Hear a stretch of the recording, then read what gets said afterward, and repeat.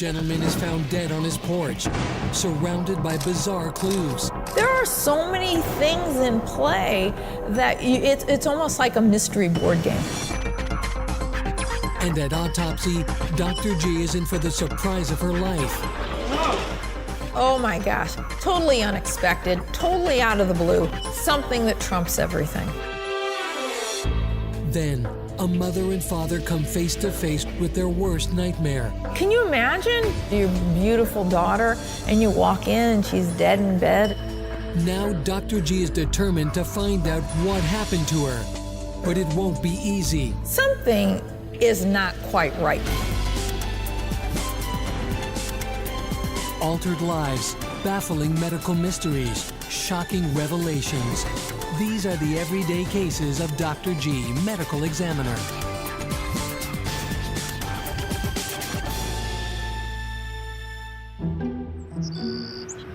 It's 8 a.m. at the District 9 morgue, and a case has just come in that threatens to shock even a 25-year autopsy veteran like Dr. G. Ooh, he's got problems. I haven't been on that side of the body yet. We have a 69-year-old man that's kind of a mystery. What is on the back of that one? There's something funky back there, too. What's going on here? It all began 16 hours earlier.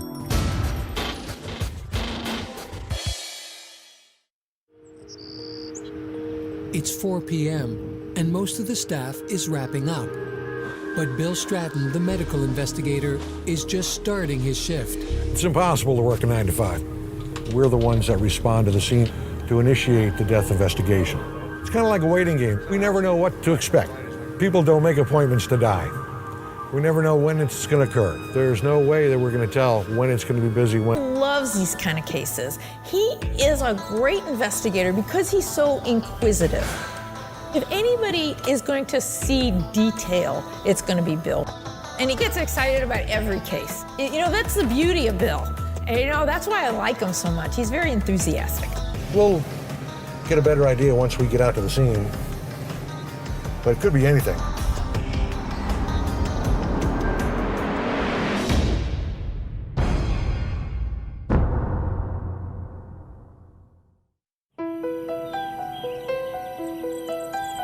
On a sunny afternoon in February, Phil Dempsey walks over to visit his neighbor, retired factory worker 69-year-old Ernesto Vasquez. When he gets up to him, he realizes something is not quite right. He immediately calls authorities. EMS comes out. Paramedics arrive right away, but sadly, they're too late. He is already clearly dead, and they pronounce him. And Bill goes out and investigates the scene. As I walk up to the front of the house, sitting on the porch, is a man in a chair, dressed in a robe and undershorts. And on the table, there was a handgun, a knife, and 3 vials of medications, and the caps were off. So the scene was just very odd. There's certainly no evidence that he used the knife or the gun, but 2 of these vials are pretty powerful narcotics. They're both oxycodone in 2 different forms. The third one is a benzodiazepine, an anti-anxiety drug. After looking at the medications and seeing the date that they were prescribed and the amount that were filled, there were about 60 pills absent from the vials that should have been there. Those prescriptions were just gotten 2 days ago. So that's a boatload of pills missing. Something bad is going on. Once I completed my examination, it was time to move the body to the medical examiner's office. I have a lot of bizarre cases, but this is bizarre in that there were so many different clues. I don't know why the gun, the knife, and the vials are there, but this case is starting to become like a clue board game.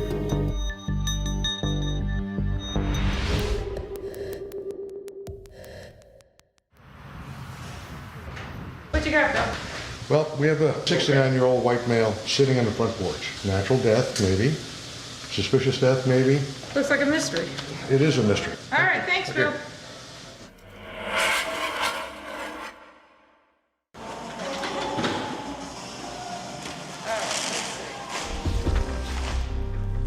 Dr. G begins by reviewing Bill's report for any information on Ernesto's history that could prove useful to her investigation. We don't know much about this fellow. He's a 69-year-old gentleman who's retired. He was a factory worker up north, came here to retire.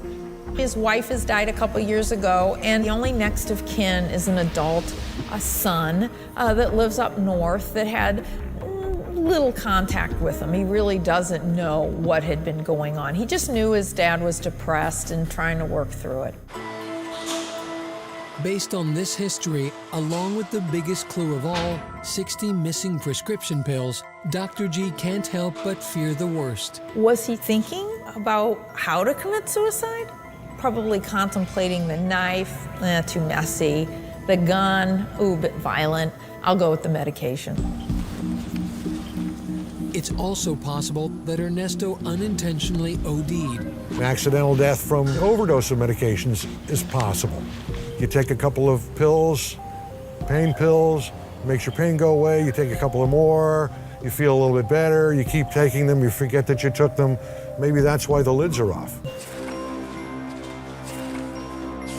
Even though the scene is a strange one, she'll have to keep in mind this 69-year-old might have simply succumbed to the effects of old age. Natural disease is something that is a possibility. Certainly a heart attack or coronary artery disease or heart disease from hypertension would be the #1 reason why somebody would die suddenly and unexpectedly. Dr. G also considers that it might have just been a tragic fatal accident. I've had people just sitting in a chair and they have brain trauma from a previous fall earlier in the day, or something happened to them. He could have fallen earlier in the day, had a head injury that was a very slow bleed, and then finally it caused his death sitting in the chair. But on everyone's mind is the specter of foul play. We know that there's a weapon right next to him. There's a handgun and a knife. That's a little suspicious. It's possible this man could have been murdered. It could be foul play, a homicide. You never know what's going on.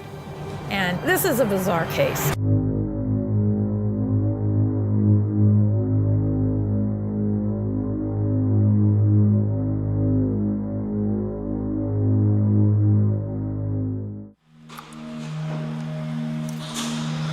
We do have his height somewhere, right? I wrote it on the bag. Dr. G is preparing for the autopsy on retired factory worker Ernesto Vasquez. There are so many things in play that it's almost like a mystery board game. Meanwhile, his sudden death has left his son Michael desperate for answers. He felt despondent and emotionally upset about the loss of his father. He was really worried that this was a suicide. There's always a guilt that surrounds people when someone commits suicide. Could they have prevented it? I think that's what that son was most anxious about. I feel bad for him. Now, it's up to Dr. G to sort fact from fiction and determine exactly what claimed Ernesto Vasquez's life. That's why the medical examiner's office exists. I have to do an autopsy and find out what the facts are. So we'll see what we can find.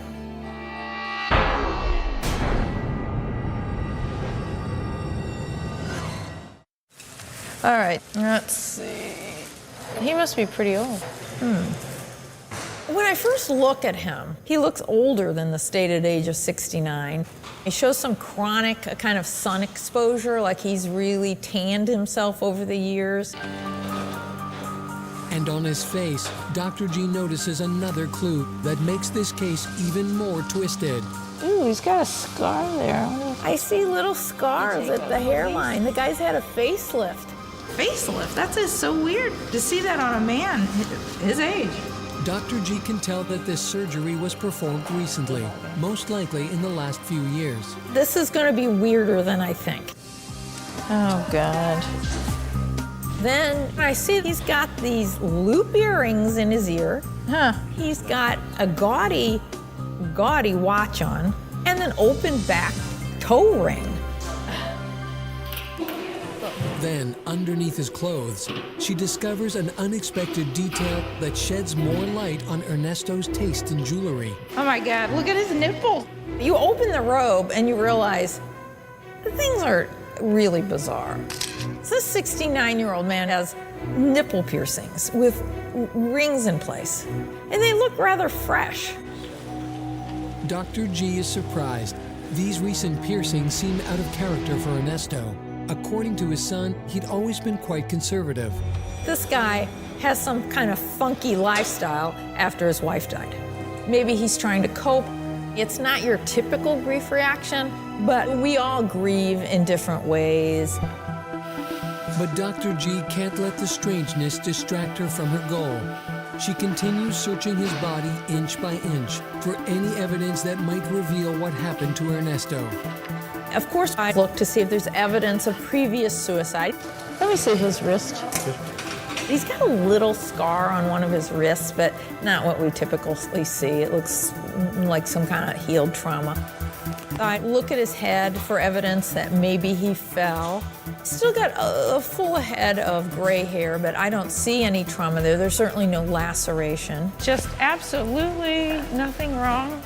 I can't totally rule out foul play, but there's certainly no evidence of trauma externally. Let me look at the wrist and see what else is going on.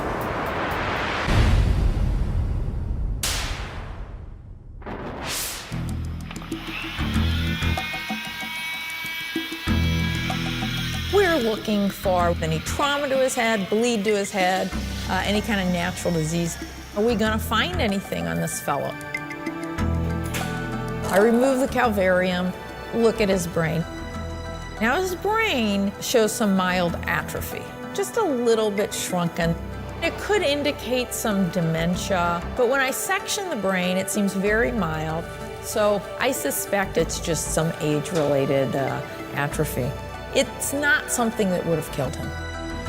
After the thorough examination, Dr. G comes up empty-handed. We've ruled out all the natural disease that could occur to his head, the stroke, the bleeds, and we've certainly ruled out a fall or any kind of trauma to his head. No closer to Ernesto Vasquez's cause of death, Dr. G will have to dig deeper for answers.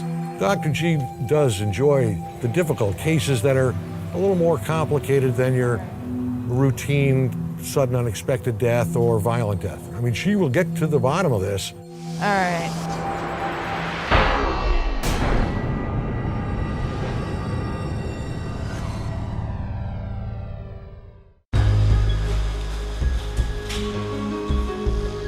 We do our typical Y incision.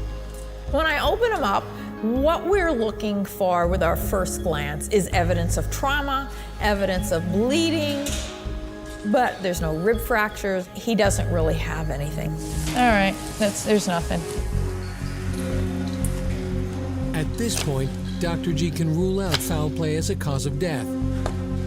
But if Ernesto wasn't murdered, what did kill him? We need to now take our toxicology because this may be the key. Yeah, enough. We are really worried that this is an overdose because I do have 60 pills missing. We're gonna have to wait for tox on that. Okay, let's see what his liver looks like.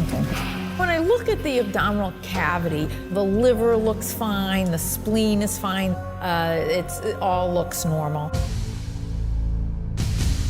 Everything inside Ernesto Vasquez's body is bafflingly perfect until Dr. G reaches an organ deep inside the abdomen.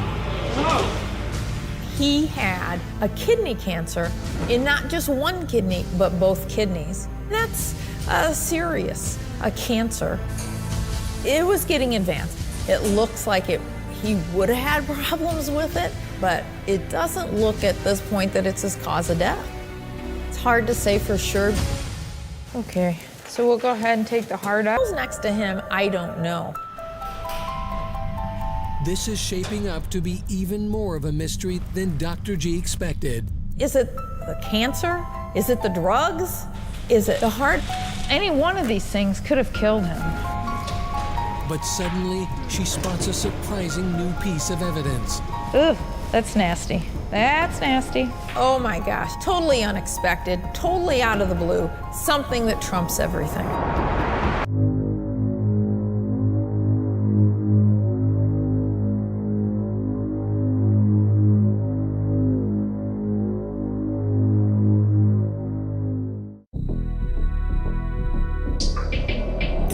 mysterious clue game that surrounds 69-year-old Ernesto Vasquez's death, suicide, cancer, or an arrhythmia are all possible killers. He's got a lot of bad things going on.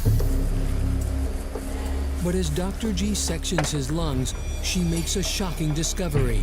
Oh my God, that one's just full of clot. He's got bilateral pulmonary thromboemboli, blood clots that totally occlude or fill up the blood vessels that go to his lungs. They look like long worms. They literally look about the size of my finger. They're dark. It's like a big blood clot, but it's like the cast of the vein. Without seeking help, there's no way Ernesto could have survived this. Incompatible with life. This trumps everything. So the last thing I do is I have to find where those clots come from. Dr. G dissects the legs, the place where blood clots most commonly form. And lo and behold, that's what I find. He's still got the blood clot in the calf vein. So I have a cause of death, but I still have a mystery. I don't know why the gun, the knife, and the vials are there. The 60 missing pills are a problem for me, and I want to pen this for the toxicology. Unfortunately, this means that Ernesto's son, Michael, will have to continue waiting for an answer. It's difficult whenever I penned a death certificate. He's still anxious to know what happened. But the son was okay. I told him I'm just not sure what all these clues are telling me. She's a fantastic doctor. She's very thorough, very efficient. She really gets emotionally involved in the cases. She's very good with the families, and she's going to get the answers one way or another.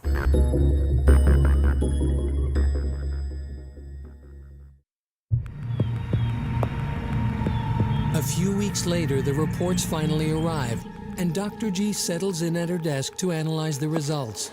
And as she flips to the first page, she sees yet another bombshell. When I get his toxicology, I'm really kind of shocked at what I saw. He's got a potentially lethal level of oxycodone. But there's some other telltale things going on here. He also had methadone in his system, another powerful narcotic, and he's got 2 anti-anxiety medications. He certainly has enough medication to cause him to go unconscious. So he still could have taken an overdose for suicidal reasons. Help me with the timeline. And there, in one of the microscopic slides, Dr. G finally finds the answer. Now I know the chain of events, and I can really put this case together.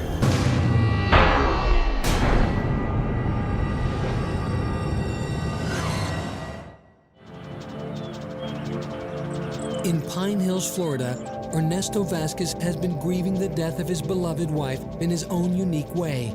He gets his ears pierced, he gets his nipples pierced, he wears gaudy jewelry.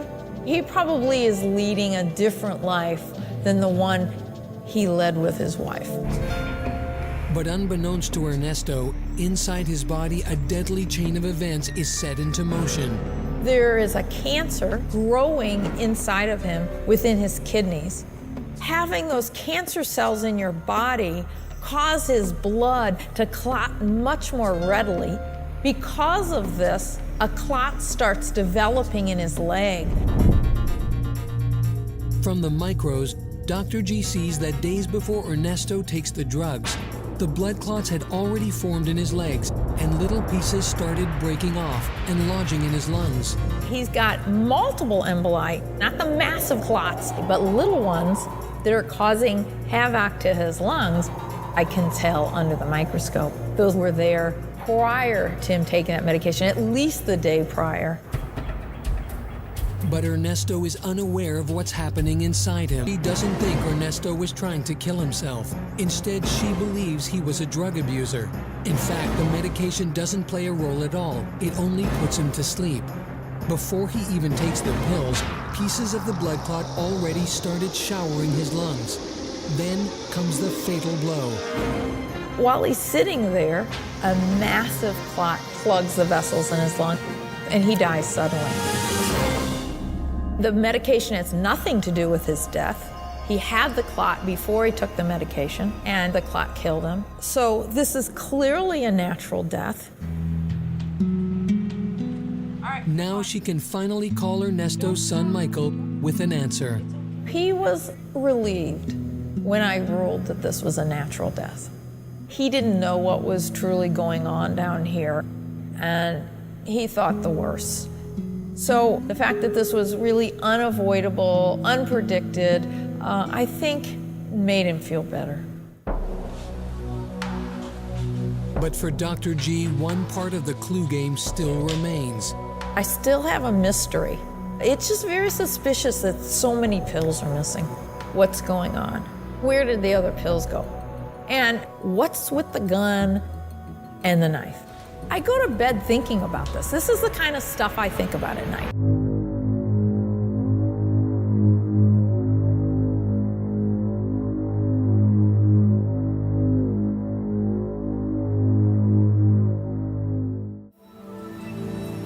Dr. G has closed the case on Ernesto Vasquez, but she's still wondering why he was found with a knife, a loaded gun, and 60 missing prescription pills. He's sitting there with 60 pills missing, and he just had those prescribed a couple days before. So where did the other pills go? What's going on with that medication? He doesn't have a level high enough that matches 60 pills being missing. Dr. G reviews his medical records and all her findings from autopsy and comes up with a theory that ties it all together. Now it all makes sense.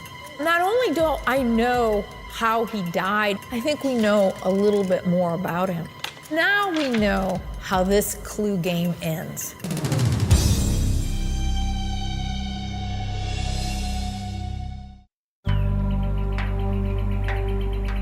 A couple things were interesting from his medical records. He is asking for narcotics because he claims he has back pain and he has hip pain. He's constantly asking his doctor to renew his prescription before it's time, saying, I lost the prescription, I need another. So he's clearly got some problems wanting more of that drug. But he certainly didn't have 60 in his system. So those 60 pills are gone some other way. I suspect he was selling that medication. He sells them, he trades them, he does something with them besides take them. The methadone, which he didn't have a prescription for, he probably got from one of his associates in which he trades or sells pills with. He's making money. He knows what kind of people buy that medication.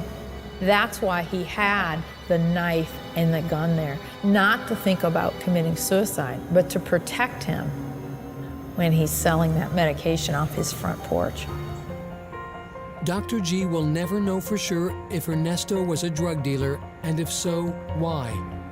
All she knows is that in the case of Ernesto Vasquez, nothing was as it seemed. What looked like this really distraught man, I see as a guy who's abused.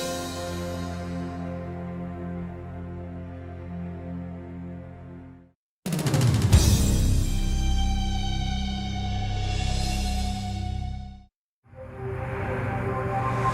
want me to cover him back up? Yeah, sure. There's never downtime for Dr. G. I just got back from court on a guy that was just beaten to a pulp and stabbed, so that took a while. And then Dr. Stephanie was nice enough to do the other 2 autopsies today. But just when one case is closed, tragically, another opens. Today we have a 28-year-old woman that is just found dead in her apartment. It didn't look like there'd been any kind of foul play. There isn't anything suspicious, and yet she's dead in bed. She lives by herself, and she works as a marketer with an internet firm. She's very close to her mom and dad. She's an only child, and her family's devastated. I don't know why she died, and clearly why she's here. It's clearly why I'm going to do an autopsy.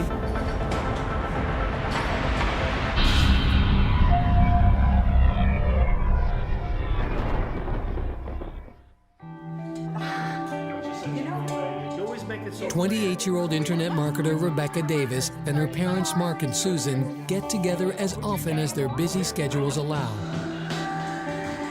It's been a few weeks since they've seen each other, but they're planning on catching up this weekend on Saturday. She was supposed to go for dinner with her family, but she's not feeling well. She thought she was getting the flu, so she decides to stay home. They didn't hear from her the rest of the weekend. She didn't show up for work on that Monday. Their firm called her parents to go check on her because they couldn't get a hold of her. Mark and Susan call Rebecca throughout the day, but when she doesn't answer their repeated calls, they become increasingly worried. They go over to the apartment. They use their key. Rebecca, honey. As they enter the bedroom, they come face to face with a parent's worst nightmare. Rebecca. They find her dead in bed. Can you imagine being the parents and this is your only child, your beautiful daughter, and you walk in and she's dead in bed? It must have been horrible for them. Now there's only one person they can turn to for answers. They're devastated. They just don't know what happened to her. They really didn't think she'd be dying at the age of 28.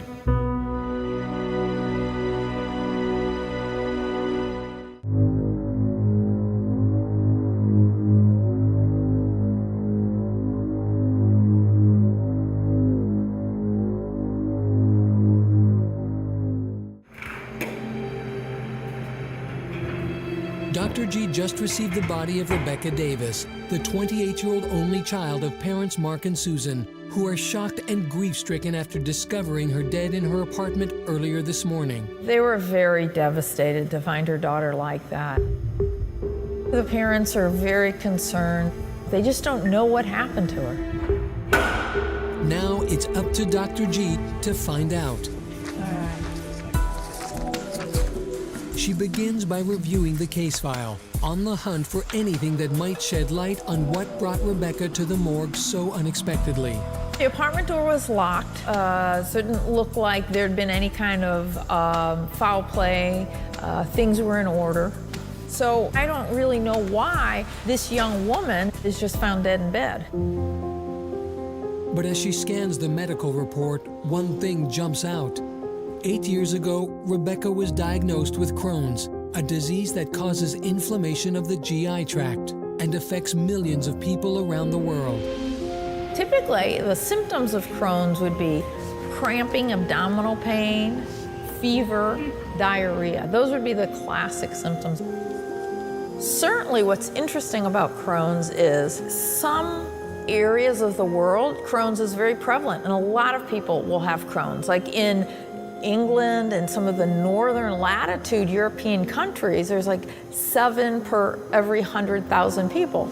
We know sometimes what some of the triggers are, like smoking makes it worse, some medications make it worse, but we really don't know why some people get it and some people don't. But Crohn's isn't really what we'd consider a fatal disease, so chances are we're not going to see him die suddenly and unexpectedly. According to the records, Rebecca was followed closely by a doctor, and other than the occasional abdominal pain, she's been managing the disease for years with few problems. Her doctor said it wasn't that bad. She'd been dealing with it. But there is something related to the disease that Dr. G must consider. People with Crohn's have a higher chance of having a blood clot and thromboembolism. You know, she's just laying in bed because she's got the flu. You know, she's immobile, and she's already got a predisposition to clotting because of the Crohn's. Maybe blood clots that form in her legs break loose, and then in our morgue at least every other day. But there's an even more disturbing prospect Dr. G must consider. How do I know she didn't commit suicide with a drug overdose? You know, intentionally. The parents are very concerned. They're certainly hoping she didn't commit suicide. All righty. At this point, her death is a total mystery, and her grieving parents are counting on Dr. G to crack this case. That's the beauty of an autopsy is I just don't know what I'm going to find. Maybe I'll find something totally unexpected. You know, there's a lot of possibilities on this girl.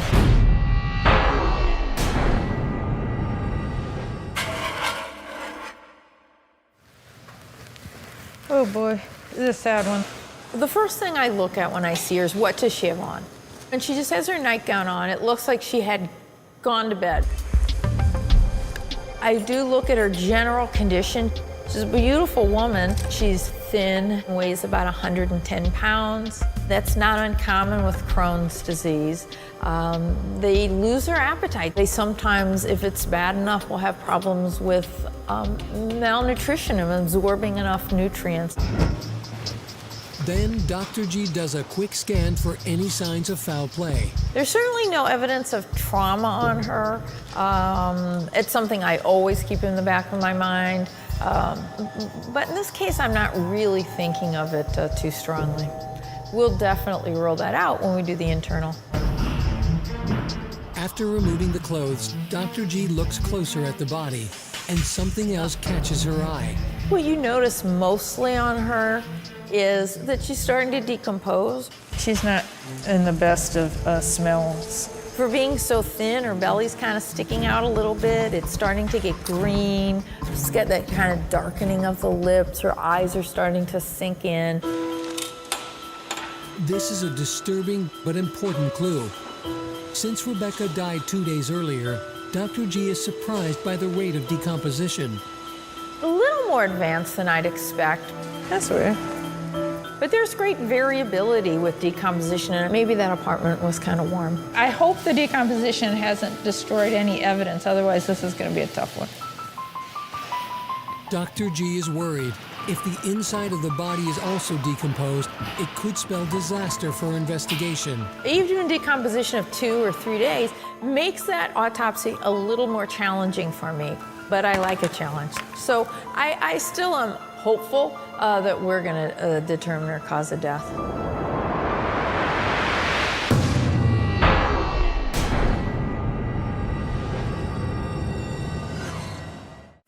Have you opened a head before?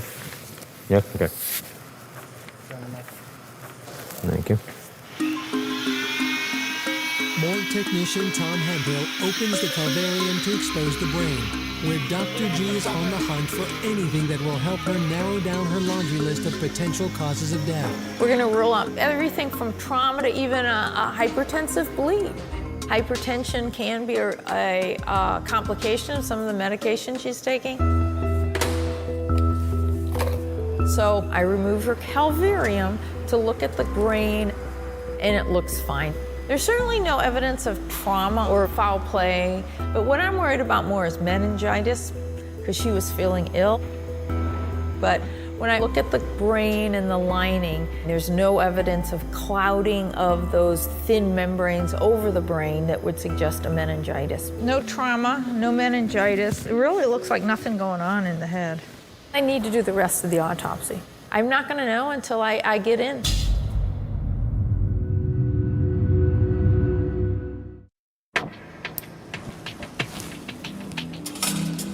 I do my Y-shaped incision and remove the chest plate. No evidence of trauma. She's just got nothing there. Let's get the tox. I think toxicology may be very important in this case, but it's going to be harder to get blood because at this point I know she's too decomposed to get it out of her vessels. Here, let's try this. I got it. But I was able to get some blood out of her lungs. Dr. G is eager to test for drugs as an overdose is still on her list of possibilities. Thanks, Brian. Then I removed her lungs. First of all, to look for pulmonary embolus because people with Crohn's have about a 3 to 5 time increased risk for having a blood clot form. No pulmonary embolus. She didn't have any. No blood clots that I could see. But her lungs didn't look right. I noticed some discoloration to the lower aspects of the lung. They look like they maybe even have an infection in them. So I'm wondering if maybe she ended up with a bacterial pneumonia. I'll do a couple micros. That lung might have pneumonia. Okay. The next thing I do is go to the heart. Heart's of normal size and shape. It's a little, it's kind of soft. It's a little bit soft. Is that a myocarditis or an inflammation or infection of the heart muscle, or is that just decomp? She's looking worse on the inside than she does on the outside. So I will look at that under the microscope to see if that's an infection of the heart muscle. This decomp is making it a little harder for me.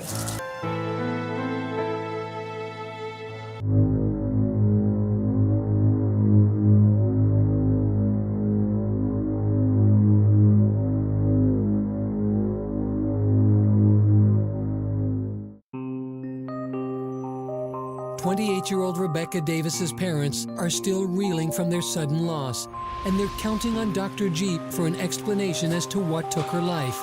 It must have been horrible for them, and they really want to know what happened. But the accelerated decomposition on the body is making for a challenging autopsy. She's decomposing very quickly on the inside. It's going to be harder to really sort out what happened with her, but I like a challenge. Now she heads to the abdomen in hopes that even the faintest clue might shed light on Rebecca's still elusive killer. Oh my gosh. When I open up the abdominal cavity, what I see is horrendous. Wow, look at that. What is wrong with her? There's spilled bowel contents in the abdominal cavity, and not just bowel contents is leaked out, bacteria is leaked out. Oh my God. There is an infection that has taken hold in the abdominal cavity. It's still coming. Yeah. It was a mess. Now Dr. G needs to find what caused the catastrophe. She inspects the 25 feet of intestines inch. It has strangled itself, what we call a volvulus.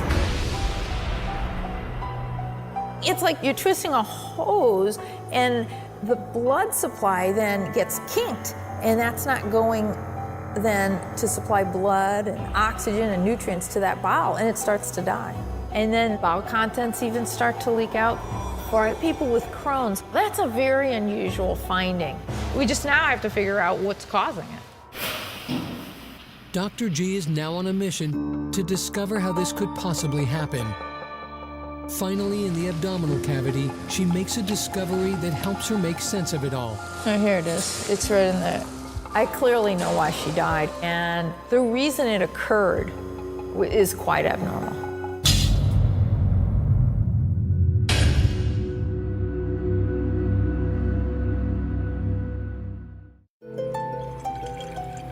"28-year-old Rebecca Davis has been living with Crohn's disease for the past 8 years. She got diagnosed with Crohn's at the tender age of 20.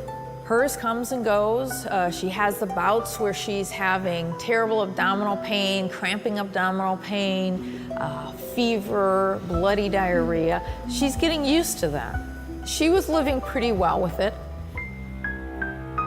But over the years, Crohn's has damaged her bowels, causing minor scar tissue to form. And unfortunately for Rebecca, this scar tissue develops in the worst possible area, acting as a pivotal point on which the rest of the bowel rotates and twists on itself. What she had was scar tissue in the belly, causing it to twist, and it just turned on itself and strangled its blood supply to that portion of the bowel. This bowel probably was cutting off its blood supply over a period of time. It probably didn't happen all at once. This strangulation of the bowel is unusual because usually people with Crohn's have so much scar tissue, it doesn't even have that mobility usually. So it can twist. That's more frozen in place. Ironically, the fact that Rebecca had only minor scar tissue, but not the typical severe case, is what seals her fate. Her Crohn's probably wasn't all that bad, just bad enough to let it rotate and strangle her bowel. She didn't know that that night, the bowel's totally cut off the blood supply and starts to die. So she's having a lot of abdominal pain. Tragically, Rebecca only thinks she's coming down with the flu, or at the very least, another flare-up of her Crohn's, and she cancels dinner with her parents. This is a true surgical emergency, but she didn't really know what was going on. And despite the pain, she doesn't seek medical attention. Usually people with chronic pain and a chronic condition, they get very familiar with that condition. I think She didn't recognize that this was a much worse problem going on.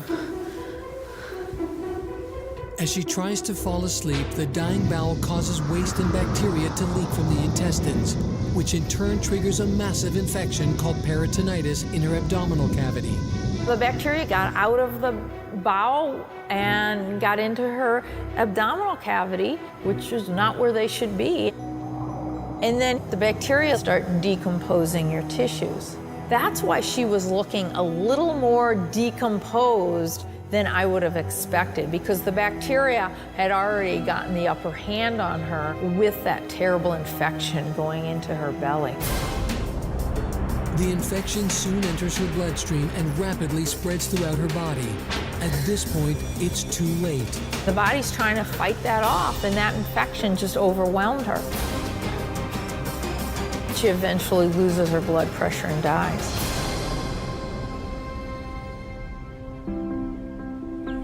This is a rare complication of Crohn's. Most people don't have this complication, but unfortunately it was the perfect storm. If you go to the hospital with the severe pain and they take you to surgery to remove that bowel, well, you have a good chance of surviving it. But without any surgery, it's 100% mortality. Unfortunately, she didn't seek help because she thought she was just having another one of her episodes.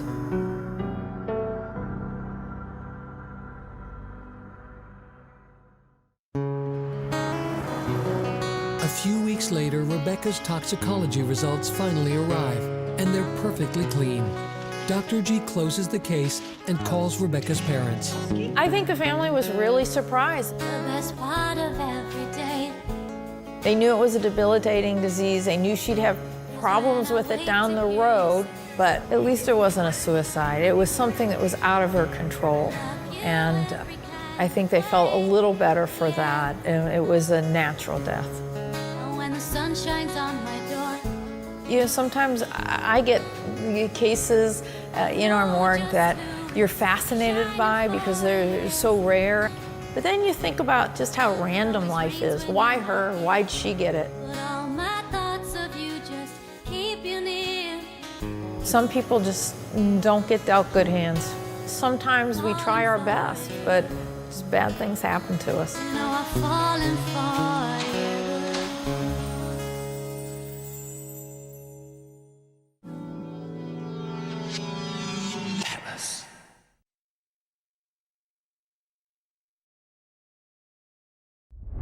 We'll get into your true crime episode in just a moment. When this one is finished though, make sure your next listen comes from the Always True Crime Network. This show is a part of it, and so is Drunk Women Solving Crime. Every week, comedians Hannah George and Taylor Glenn are joined by a famous face to put their drunk detective skills to the test. The recent episode with Selena Morzinski, also known as Charity Shop Sue, is a must-listen, featuring a story involving riot police, a chimney, and an unexpected ending. And there's more alternative true crime from Strangely as well. Poppy Damon and Luke Jones bring together some of the weirdest true stories from around the world. If you haven't heard about the post-work fishing trip that took an extraterrestrial turn, that should definitely be your next listen. Search for Always True Crime to find these shows and more. How did acid become the weapon of choice for many of London's gangs? Find out on Murder Mile.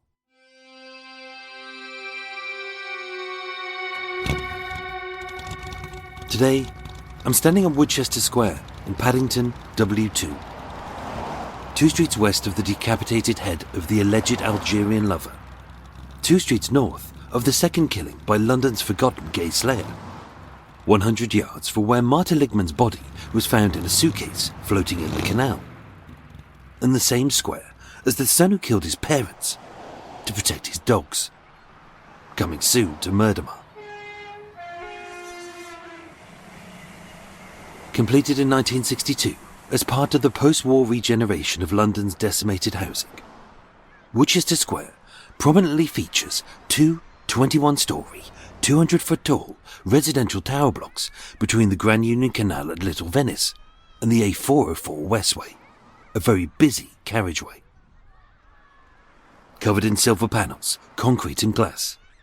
On the architect's page, it was probably hailed as a vision of the future.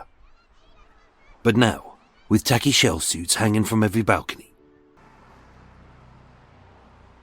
On Monday the 24th of September 2018, while Britain was still seething owing to the Novichok poisoning in Salisbury, bickering over Theresa May's failed Chequers plan over Brexit, and sweating, having endured one of the hottest summers on record, long since beaten. It was a long hot night on this side of the city, and all that could be heard was the rush of traffic and the hum of very basic air conditioning.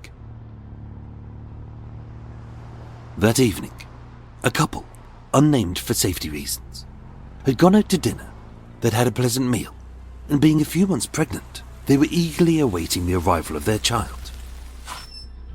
Driving home, all they had on their minds was the essentials for their new life: cots, cribs, nappies, and rattles. At exactly 9 p.m, they pulled up in their usual parking spot in the concrete car park outside of Princethorpe House in Winchester Square, where the pregnant woman lived. Like all homes, she felt safe as they got out of the car, and her boyfriend began to walk her to her flat, as he'd done many times before. But safety is an illusion. We don't know why they were targeted. As fearing reprisals on themselves, their family and their friends, the couple never gave a statement to the police and never identified any of the suspects. But it wasn't believed to be personal or business, just profit, as they drove a nice car and wore expensive jewellery. From a parked van, the doors slid open and a gang of 5 men wearing balaclavas burst out, muffling the mouths of this terrified couple using gloved hands. As both were dragged, kicking and trying to scream into the van, the pregnant woman broke free and managed to flee, but with her boyfriend being the main target of their pointless little heist. Roaring swiftly away, within seconds, he was gone. But taken by who, where to, and why? Whether the plan had gone awry, having only kidnapped one of them, is uncertain. But with him bound and blindfolded in the back of the van, being beaten black and blue, he was driven across West London for more than 4 hours, never knowing where he was, where he was going, if he would even live to see his baby born. And although this must have been absolutely terrifying for him, the worst was yet to come. The gang were 5 pointless petty thieves who made a life for themselves by bringing misery to many. And although they almost certainly gave a wealth of excuses as to why they turned to crime, such as austerity and abandonment, hardships which many millions navigate without becoming leeches on the backside of society, this wasn't a crime to feed their family, but their drug habits, their fragile egos, and their dreams of being a gangster. They were 36-year-old Aston Rochester of Chaplin Road in Harrow, his 31-year-old brother Denzel, 23-year-old Jamal Gordon Harris of Dart Street in Kilburn, 27-year-old Rennell Rutty of Creighton Close in White City, and 40-year-old Bradley Evans of Fulham Palace Road. 5 friends with criminal records. Back in 2007, when he was tried at Southern Crown Court, Denzel Rochester was described in the Harrow Times, his local newspaper, as part of a gang of drug-addicted robbers, being off their faces on cocaine. With 15 others, in a 4-month spree in which they targeted 5 branches of Ladbrokes betting shops a day, anywhere from Yorkshire to Devon. They would swarm around the CashQuest gambling machine, split the cover on the terminal, and fool it into printed vouchers which they could exchange for cash. In total, they stole £55,000. And even if one of them had bothered to get a GCSE in maths, they'd have worked out that their little haul, divided between 16 people, only adds up to £3,500 each. And with the job having taken 120 days, that earns them just £30 a day, not including the cost of fuel, food or hotels. Their time would have been better spent sitting on their arses, watching television, earning £15 a day in unemployment benefits. But with the average cocaine addict spending £120 a day, their frazzled brains didn't think that way. All 16 were arrested, with Denzel Rochester jailed for a year, and the others, Mark Riley, Stephen Coyer, Christopher Mellin, Ashley Hutchinson, Shane McLeod, Lee Johnson, David Carey, and Sean Murphy, all serving anywhere up to 12 months in prison, a community order, or being put on a drug treatment program. But did this stop them from committing further crimes? No, as the law is ineffective and slow to react. They all had prior convictions, being petty criminals who plagued the streets for their own selfish gain. Like in 2014, when Ronald Rutty was stopped by the police and 4 wraps of crack cocaine fell from his trouser leg. When searched, 6 more fell out. And like a crab Santa, while still in police custody, several more wraps fell from his body like his arse was a drug dispenser. And although he was convicted of intent to supply Class A drugs such as crack cocaine and heroin, sentenced to 2 years in prison, even though PC Nick Lee said, "I'm pleased that a drug dealer has been taken off the streets of Brent." Did it stop him for good? No, as too often the law is merely a minor obstacle for criminals for a brief period of time. The same is said of the weapons they use. Sometimes it's guns, sometimes it's knives, and sometimes it's acid. 3 years before the kidnapping at Woodchester Square, a similar attack occurred which had all the hallmarks of the other: kidnap, extortion, and violence. But as the culprits were never caught, it can't be determined if this heinous crime was committed by the same gang or some of the same members. In early April 2015, a 20-year-old economics student called Motaz Zaid was involved in a minor collision while driving his car. And instead of exchanging insurance details, the other driver jumped out and threatened him with violence if he didn't pay him £400, which Motaz did. This was little more than a crash for cash scam. A week later, on the 10th of April, while out with his friend at 12:40 a.m. at St Mark's Close, West London, his friend was stabbed, and being dragged into a silver Mercedes estate, Motaz was blindfolded, bound, and driven around the city for hours to disorientate him. Pulling up a Beverley Way in Kingston, they tortured him for money. They beat him repeatedly. They pulled his ears with pliers. They made him swallow ammonia, and they sprayed his face with acid. Minutes later, a passing police patrol saw the car with the boot open. They gave chase and lost the target vehicle, but Motaz was found and taken to hospital.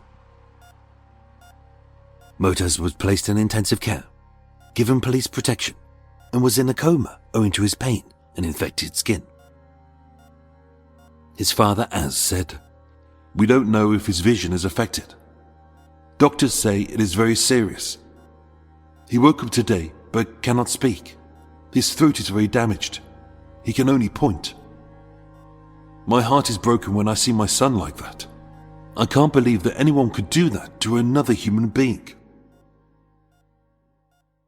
Only these weren't humans who attacked Motaz, but animals. And sadly, they were never caught. This has become a phenomenon, As the UK has one of the highest rates of acid attacks per capita in the world, according to the Acid Survivors Trust International, with recorded attacks increasing nearly threefold from 228 in 2012 to 601 in 2016, with 2017 being the worst year so far for acid attacks. Unlike in other countries, where 80% of the acid attacks are against women, in the UK, most victims are men, the ASTI say. Gang disputes are said to be behind the rise, with half of all UK attacks in London. Simon Harding of Middlesex University said, "Acid was once a weapon of last resort, but may now be the first." With many gang members swapping guns and knives for acid, as it's harder to monitor. Back in 2018, gun owners were required to have a thorough background criminal and medical check, a 5-year license, a good reason to own a gun such as sport or farming, with handguns largely banned. Knives required the owner to have a valid ID and a registered address for legal online purchases. But in 2018, there were no ID checks or age restrictions on the sale of acid.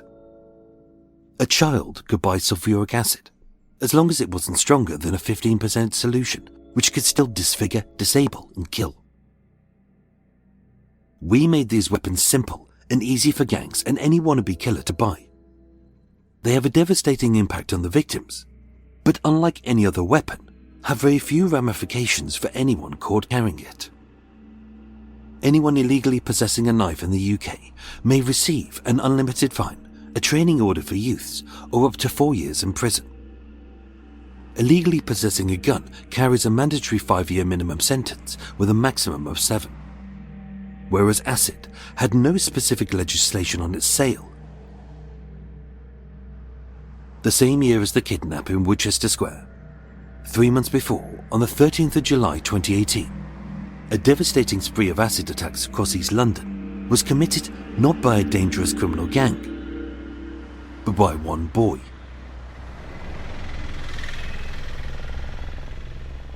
"17-year-old Derek John was a passenger on a moped which trawled Stratford, Hackney, Shoreditch and Upper Clapton, an East London area given the dubious moniker of the Murder Mile. And in a 90-minute spree, they stole 2 mopeds and attempted to take 4 others, using acid as a weapon. At 9:30 p.m, at the junction of Pennybrook Street and Jacobitown Street in Stratford, he threw acid into the face of a 69-year-old moped rider, and after a terrifying foot chase, she managed to get away. At 10:25 p.m, on the corner of Queensbridge Road and Hackney Road, 32-year-old Jabed Hussain, an Uber food delivery driver, had acid, possibly ammonia, thrown through the open visor of his helmet. His bike was stolen. He suffered severe facial burns and breathing problems, and unable to return to work and provide for his family, Jabed said he became A totally different man. And even though Jabed was left writhing in pain, the acid attackers didn't stop their spree. 24 minutes later, at 10:49 p.m, a 44-year-old man was sprayed with acid on St Paul's Road in Islington, but nothing was taken. At 11:05 p.m. on Shoreditch High Street, a 52-year-old man was splashed, but they failed to steal his bike. At 11:18 p.m. on Casanova Road in Upper Clapton, 24-year-old Bruno Goncalves was sprayed. And at 11:37 p.m. on Chatsworth Road in Lower Clapton, a 33-year-old man was also attacked. All were injured, physically and mentally, with one of the victims left with life-changing injuries.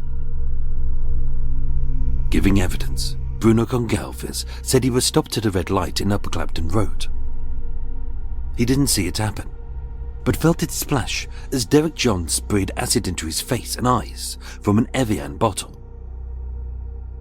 Like cowards, they fled when he fought back, and although an ambulance was called, he was treated at a specialist hospital, but with his eye having turned black as 70% of the cells had been burnt, being left in excruciating pain, even though his sight partially returned. He couldn't afford the £150 it cost every fortnight in painkillers and medication to heal him, so he had to give up his job as a food delivery driver. Oddly, even though Derek John had no compassion for any of his victims, as he went to buy £5 worth of fuel at the Texaco petrol station on Mare Street in Hackney, he obeyed the law which said you mustn't wear a helmet inside of a petrol station, and the CCTV caught an image of his face and his clothes.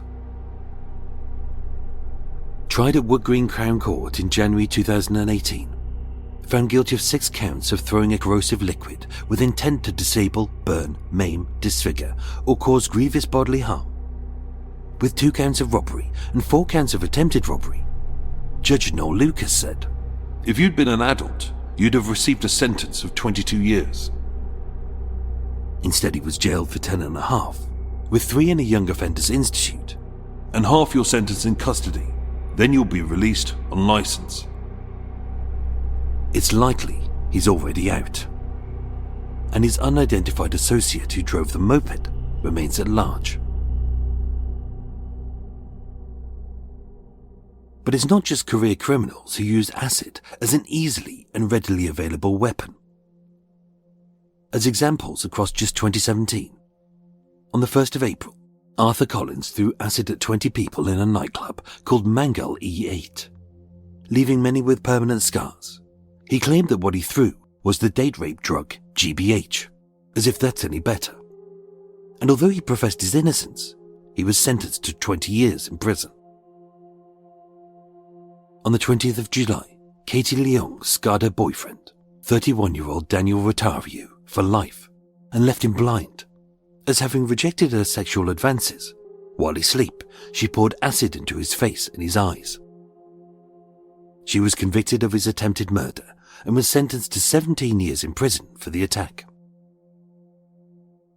Legislation is always slow to catch up. If some people get hurt, there's a chance that the issue will be raised in Parliament. But often it only becomes law when enough people die and society demands it. In September 2015, 29-year-old Dutch engineer Mark van Dongen was left blinded and paralysed from the neck down, as well as losing a left leg, an eye and an ear, when his ex-lover, Belina Wallace, hurled concentrated sulfuric acid into his face as he slept. Having begged doctors to end his life, on the 2nd of January 2017, having chosen to die at a euthanasia clinic in Belgium, in a landmark case, his attacker was found guilty of throwing a corrosive substance with intent and sentenced to 12 years. But still, the law which legislates against the sale and use of acid as a weapon isn't a modern issue we're facing for the first time, but a very old one. Vitriol.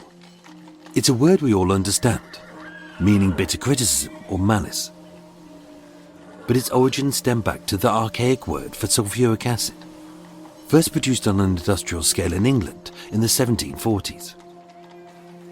For centuries, vitriol was used as a common bleach and cleaning agent. But being so easy to obtain, during the labour disputes of the Industrial Revolution of the 1820s and 30s, acid was increasingly common as a weapon used by workers against their managers.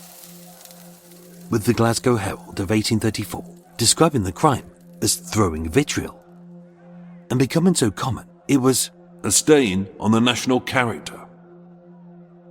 This came off the back of another case, when in February that same year, a man called Hugh Kennedy was hung for throwing vitriol willingly and maliciously into the face of a fellow servant as he slept.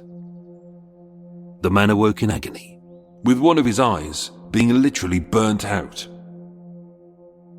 The people demanded change, and the paper said, "No punishment could be too severe. We would have their arms cut off by their shoulders and send them to roam as outcasts from society, without the power of throwing vitriol ever again."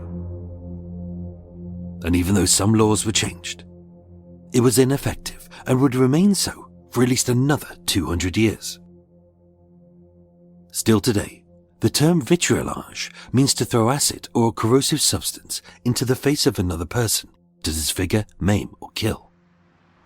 And yet, even in 2018, the laws around it are still as equally archaic. So what has this got to do with the kidnap of the couple in Winchester Square?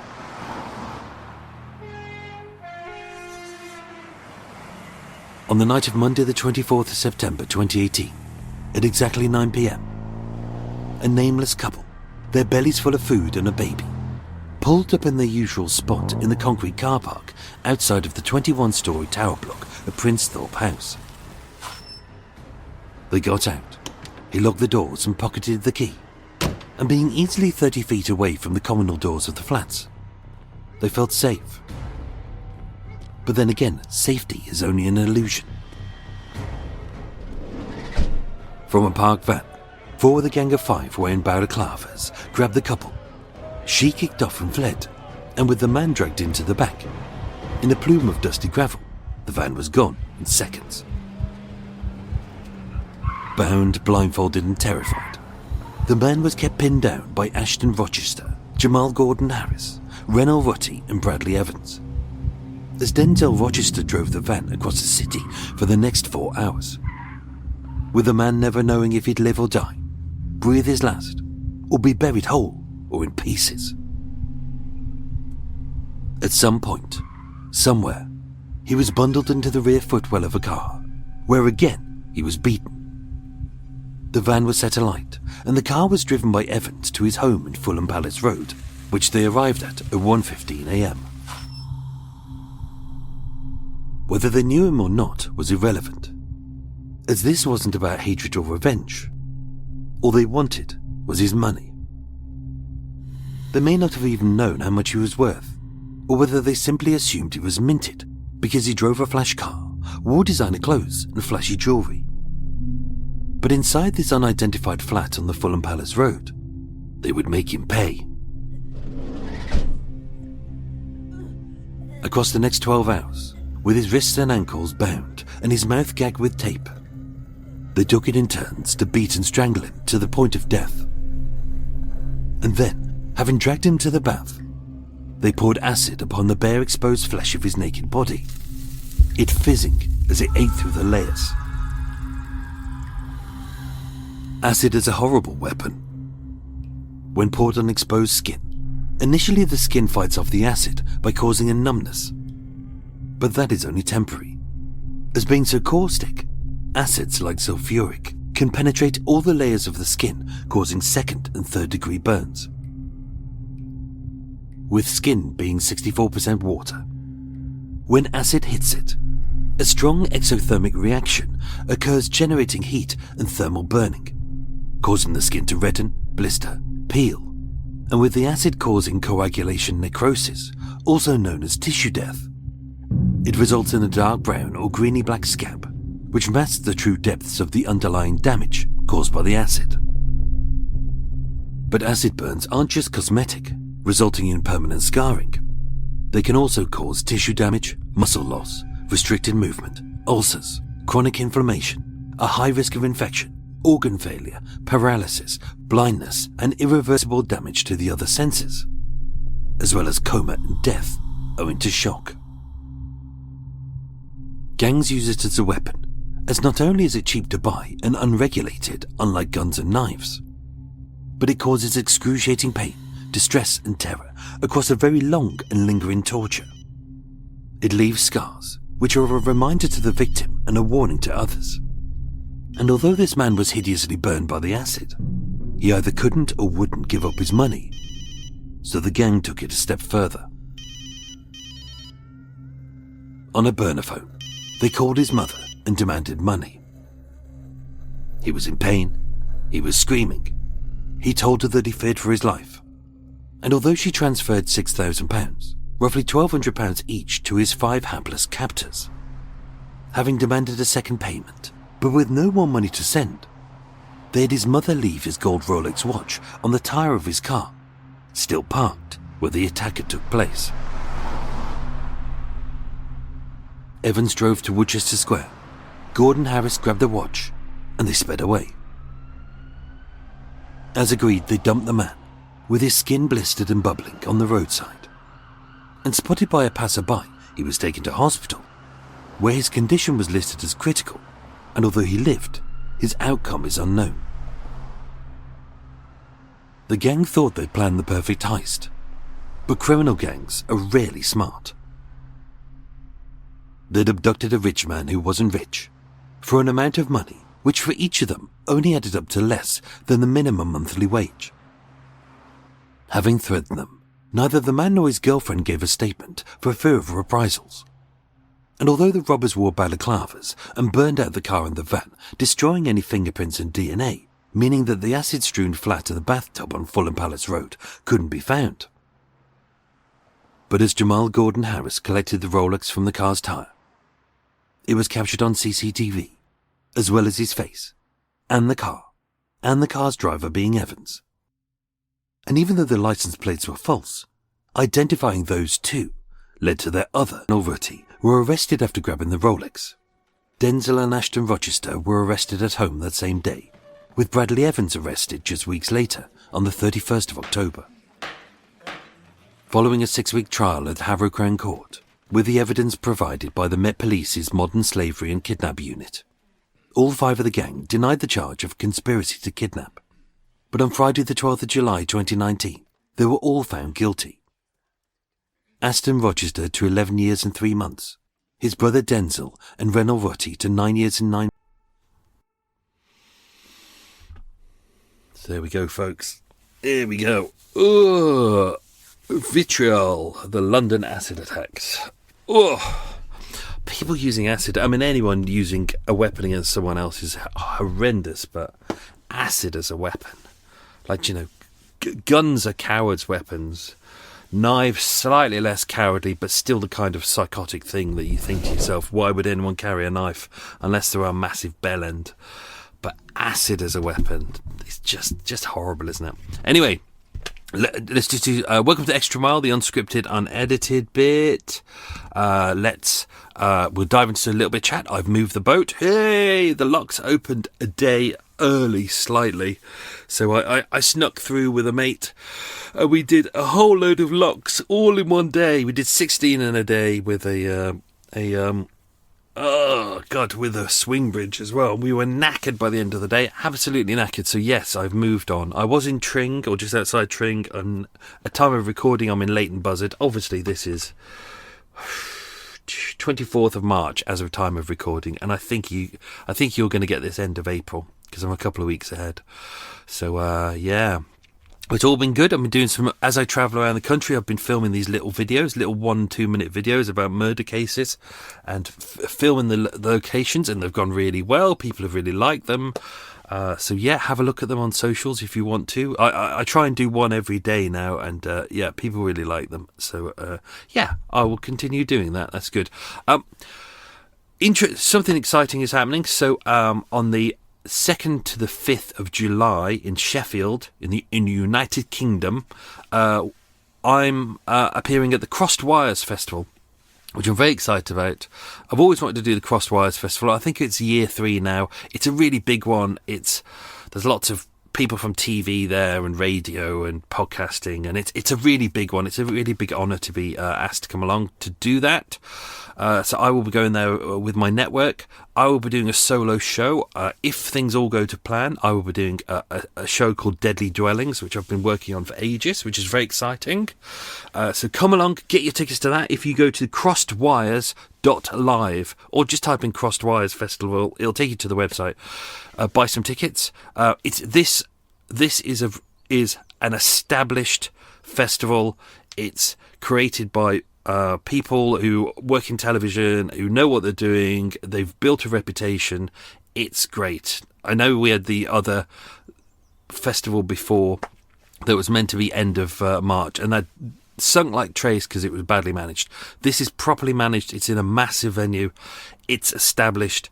It's going to be great. I'm going to be putting on a solo show. Paul from True Crime Enthusiast is on with me, not with me as well. He's doing a solo show, as is Stuart from British Murders. So come and buy tickets to that. I'll put a link in the show notes. Also, one of our listeners and a patron supporter, so thank you very much for becoming a patron supporter, Ilona, got in touch with me recently. Said, you know, she loves the podcast, obviously, but has also set up her own podcast as well, which is really exciting. So, if you are a Polish speaker, I'm not, as you can tell, but have a listen. It's called Lux Atra, Luxatra. I've probably mispronounced that. I've probably mangled that, but she's doing a podcast.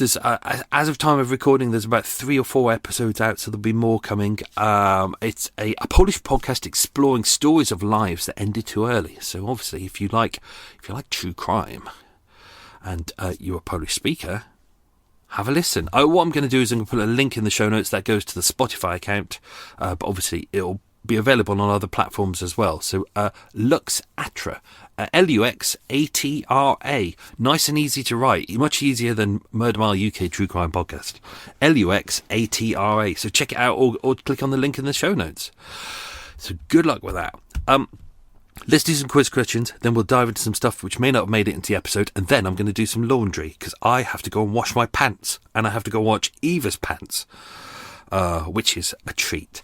So let's do that. Here's some quiz questions. Let's see how many of them you get. Don't forget I haven't edited the episode yet, so I may balls it up slightly. Question number 1. What were the gang stealing from the betting machines at Ladbrokes? Question number 2. What car were the gang who kidnapped Motaz Zaid driving?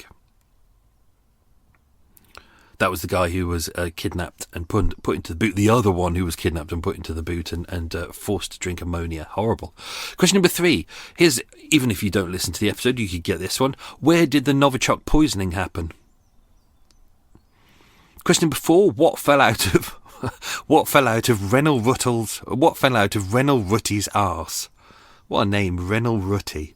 What fell out of Renal Rutty's arse? Question number 5. How many years in prison could you get for illegally carrying a knife in public? Question number 6. I hope PCAG gets these answers. Question number 6. How many years in prison could you get for illegally carrying a gun in public? Come on, PCAG, get them right. Question number 7. Upper Clapton Road is also known as what? Should be able to get this one, everyone. Come on, it's nice and easy. And question number 8, what kind of water bottle did Derek John use to spray acid? So there we go. I wanted to do a different episode, because sometimes we tell a personal story about someone, and sometimes we come across, like with the London's Forgotten Gay Slayer, sometimes there's multiple cases that I want to piece together under an umbrella, and sometimes I want to make a statement about something. And this, I just wanted to dive into acid attacks, which I found really interesting. And this story was one that I'd had on the cards for ages about this couple. But because they never gave statements about it, obviously because they were fearful for their lives, therefore there wasn't really that much said about it. So what I decided to do was do an exploration of kind of acid attacks and why people use acid as a weapon, and why we've kind of enabled them to do that. And then hopefully we can kind of have a better regulations, better monitoring of acid. I think that's the problem, isn't it? That it's like recently I needed to buy a knife, and I needed a knife to cut rope. For if I get rope wrapped around my propeller, I need a good sturdy knife. And in the old days when I was a kid, I could just go into a fishing shop and buy a combat knife, like a big old Rambo knife. It wasn't a problem at all. But obviously, because we have society is flooded with dickheads who feel the need to carry knives. You get me. Me got knife in it. You get me. All that kind of shite. Me as gangster. Yeah, check me. Thug life in it. You get me. All that shite. You can't buy knives anymore. You can buy kitchen knives, which it's kind of ironic, isn't it? It's like I couldn't go into a fishing shop and buy a knife, but I can go into the supermarket and buy like a foot-long kitchen knife. Doesn't make any sense, does it? It's kind of we have weird laws, which is why you see kids on the street now either going illegally online and buying zombie knives because they're dickheads, or just going to a supermarket and just buying a knife, which is my kitchen knife, the one that used for cutting tomatoes. Wow, the first time I bought that, tops of my fingers were cut off all the time because it was so sharp. I remember cutting a tomato, and then I was like, oh, my finger looks weird, because like the top of my finger was off, but there was no blood, and I couldn't feel any pain. And then I'd say 2 seconds later, I could then start to see blood, and then it started to hurt, and I was like, wow, I didn't even think I was cutting too hard. It just sliced through my finger. So that's how sharp they are, and you can get them in regular supermarkets. So the laws around being able to buy things, yes, we have decent laws around gun control, and quite rightly so. You kind of, in Britain you really can't buy a handgun. You can only really buy a shotgun or a rifle for sport, inverted commas, or hunting, but that's regulated properly. Therefore you just don't see guns, except ones that are illegal. And thank God. Same with knives. There needs to be more to tackle knives. And acid, obviously, is the new one, isn't it? It's because they've put regulations on knives, and because guns are hard to get by, therefore kids and criminals and the arseholes are starting to use acid as a weapon because it's easier to get hold of, But obviously, when they put a regulation on that, then there'll be something else, won't they? They will find another way through. See, that's the problem with the law, is you've got to stay on top of it. Let's dive into this. Obviously, with this couple who were, one was attempted to be kidnapped, one was kidnapped and tortured.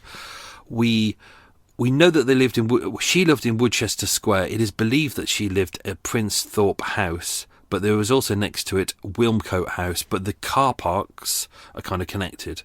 So we're not too sure which flat she was in. But then again, it's kind of not really relevant to the story. It's one of 127 flats. As we know, they arrived back at 9 p.m. and it said it was 9 p.m. exactly, and we don't know whether that was planned and whether the gang knew that in advance. We also don't. The police said that they didn't feel that the gang knew this couple. It didn't seem like it was a personal grudge. It didn't seem like they'd had beef before or different types of meat are available. It seemed like it was just that these people were driving around in an expensive car, wearing flashy clothes, had expensive jewellery. Therefore, this gang's thought, oh yeah, he must be like rich man in it. But that's the problem, isn't it? You have people who wear their wealth, don't they? They walk around with Versace tops and gold chains and Bluetooths in. But I've seen it before, like so many times. You see guys like that walking around and they're unemployed, they're doing nothing. It's just they put all of their money into looking like they're doing well when they're not doing well. So as you can see, there was around £6,000 that they managed to extort out of his mother, and he had a Rolex, but it's just showy stuff. We don't even know whether it was a real Rolex or not. Let's not forget, it's often easier just to buy yourself a nice cheapy fake Rolex than waste money on a really expensive one, which someone's going to nick. If someone nicks it, who cares? If it's a fake one, if it's a real one, slightly more problematic. So obviously we've got this gang here. Denzel Rochester, who we've kind of dealt with at the start. He was the one who was him and his gang of 16, stealing from 85 betting shops around the country on a 4-month crime spree. That was what I wanted to do with this. Is I just they were hitting like 5 shops a day, and when you think about it, you go, wow, that's amazing. Oh, aren't they a big criminal gang? Oh, amazing. But when you do the maths on it, it's 30 quid each a day. It's shit. It's absolute dog shit. So I know people love to bang on about gangs and praise them, which they shouldn't do. I'm one of these people that's like, I think there's nothing better than humiliating them. That should be part of the punishment. I think there was a judge in America who did that. He wasn't he fed up of people being brought in for like drunk and disorderly or stealing from shops and having to go to prison. And he was like, okay, because he had the power to change the way that he implemented their convictions. So he'd go, okay, instead of going to prison, you can spend a week in prison. A week in prison, or you can spend a week outside the shop holding up a sign saying, I stole from this shop. And everyone was like, oh shit, yeah, I'll stand outside the shop with a sign rather than go to prison, thank you very much. And then they regretted it after a couple of hours, because the look on everyone's faces, like they really, really, really regretted it. They were like, we'd rather go back to prison than feel the shame of the people around us looking at us and knowing what we've done. We'd rather go to prison and hide in a cell and then come out a week later and maybe lie to people and say, oh, I was on holiday. So I think there needs to be more about that. But then again, with gangs like this, they don't give a shit what other people think. They don't see other people as people. They just see them as, objects with money, and the money is their money, and they want to get that money. So obviously we've got Aston Rochester, who's on there as well. René Rotti, who I would love to tell you more about that case, but it's one of the quiz questions. Weirdly, I heard about this case ages ago. What happened to him, and I thought it was funny then, and I thought, oh, it's a shame, I'll never get to use that. Then when his name cropped up again, I was like, brilliant. That is going straight back into the episode. Jamal Gordon Harris and Bradley Evans was the final one. We've covered the case about Motaz. I've put in pretty much everything that's in there. Obviously, the same with this. He really didn't want to say too much to the police about this, and even the police were kind of worried about when he was abducted, because that's what's interesting about this case. The similarities are there with the other case, and even though we don't know who attacked and kidnapped Motaz Zaid, the similarities there. It's the same areas. It's all in and around the same. Yeah, it's everything matches what it should be. So I think it's unlikely it's going to be different people, but it could be the same gang, or it could be some members of the same gang, or maybe just one member of the same gang, but we don't know.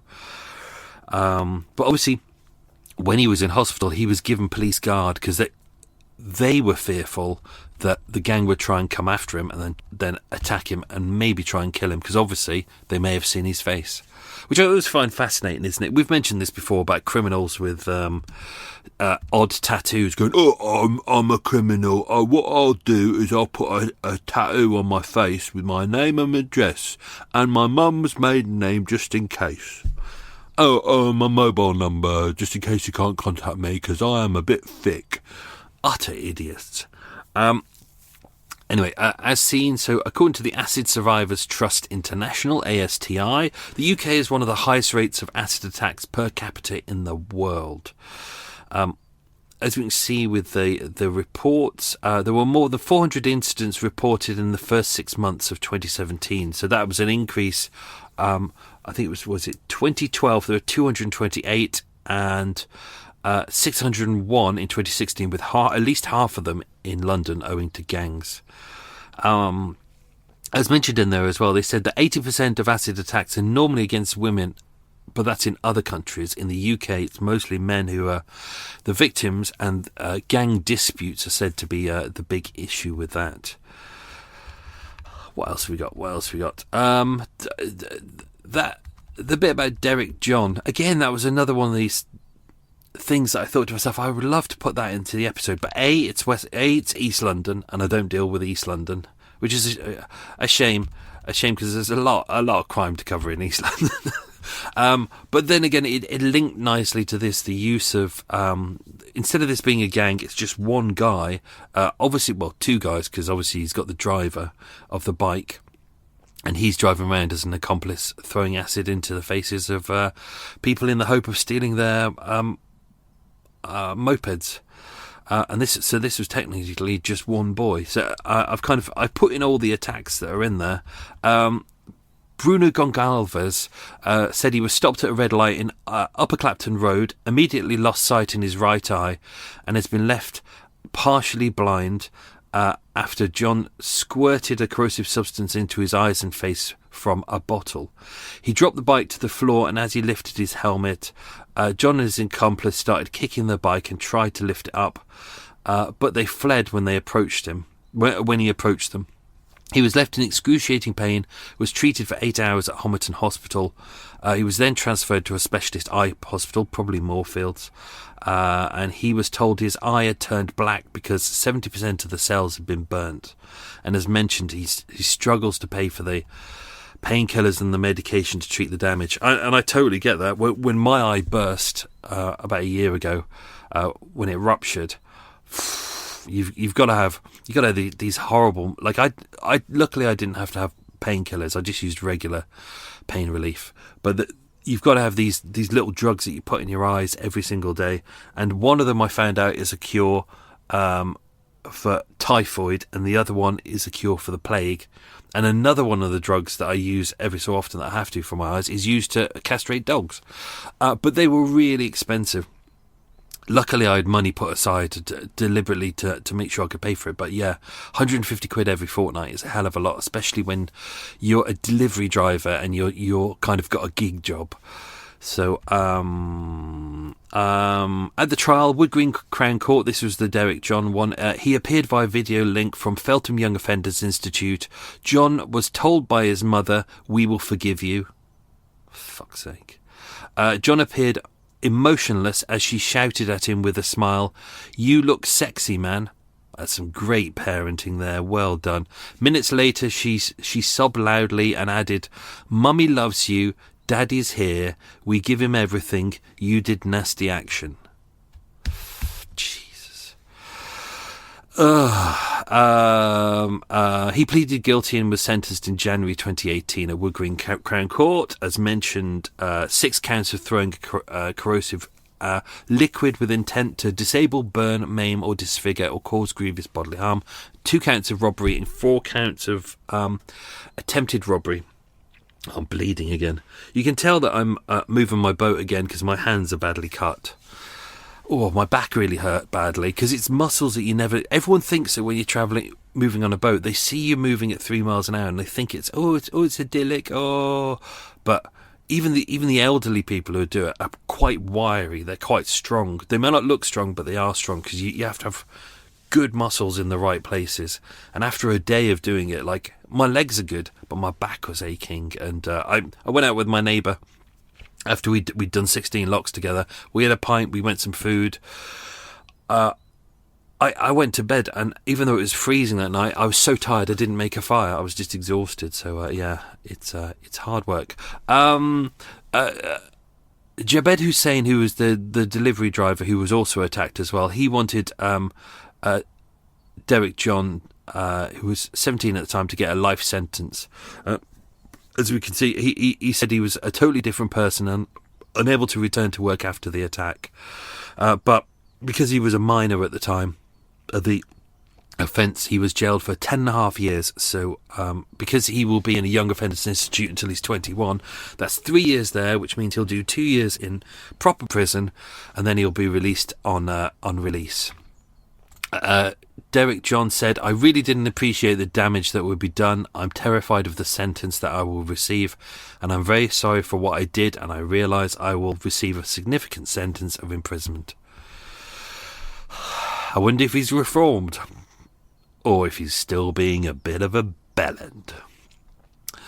So the other section, obviously, we did here was the history of acid as a weapon. That's where I wanted this to go from, because I think we see it on the news and we think it's a modern affectation of what's going on. We often think that, but very few things are modern. Very few things are kind of... A lot of things are spawned from something that has happened in the past, and people go back to it. And as mentioned, so this goes back to the Industrial Revolution disputes of 1820s to 1830s, where acid became popular as a weapon in labour disputes with workers targeting their managers.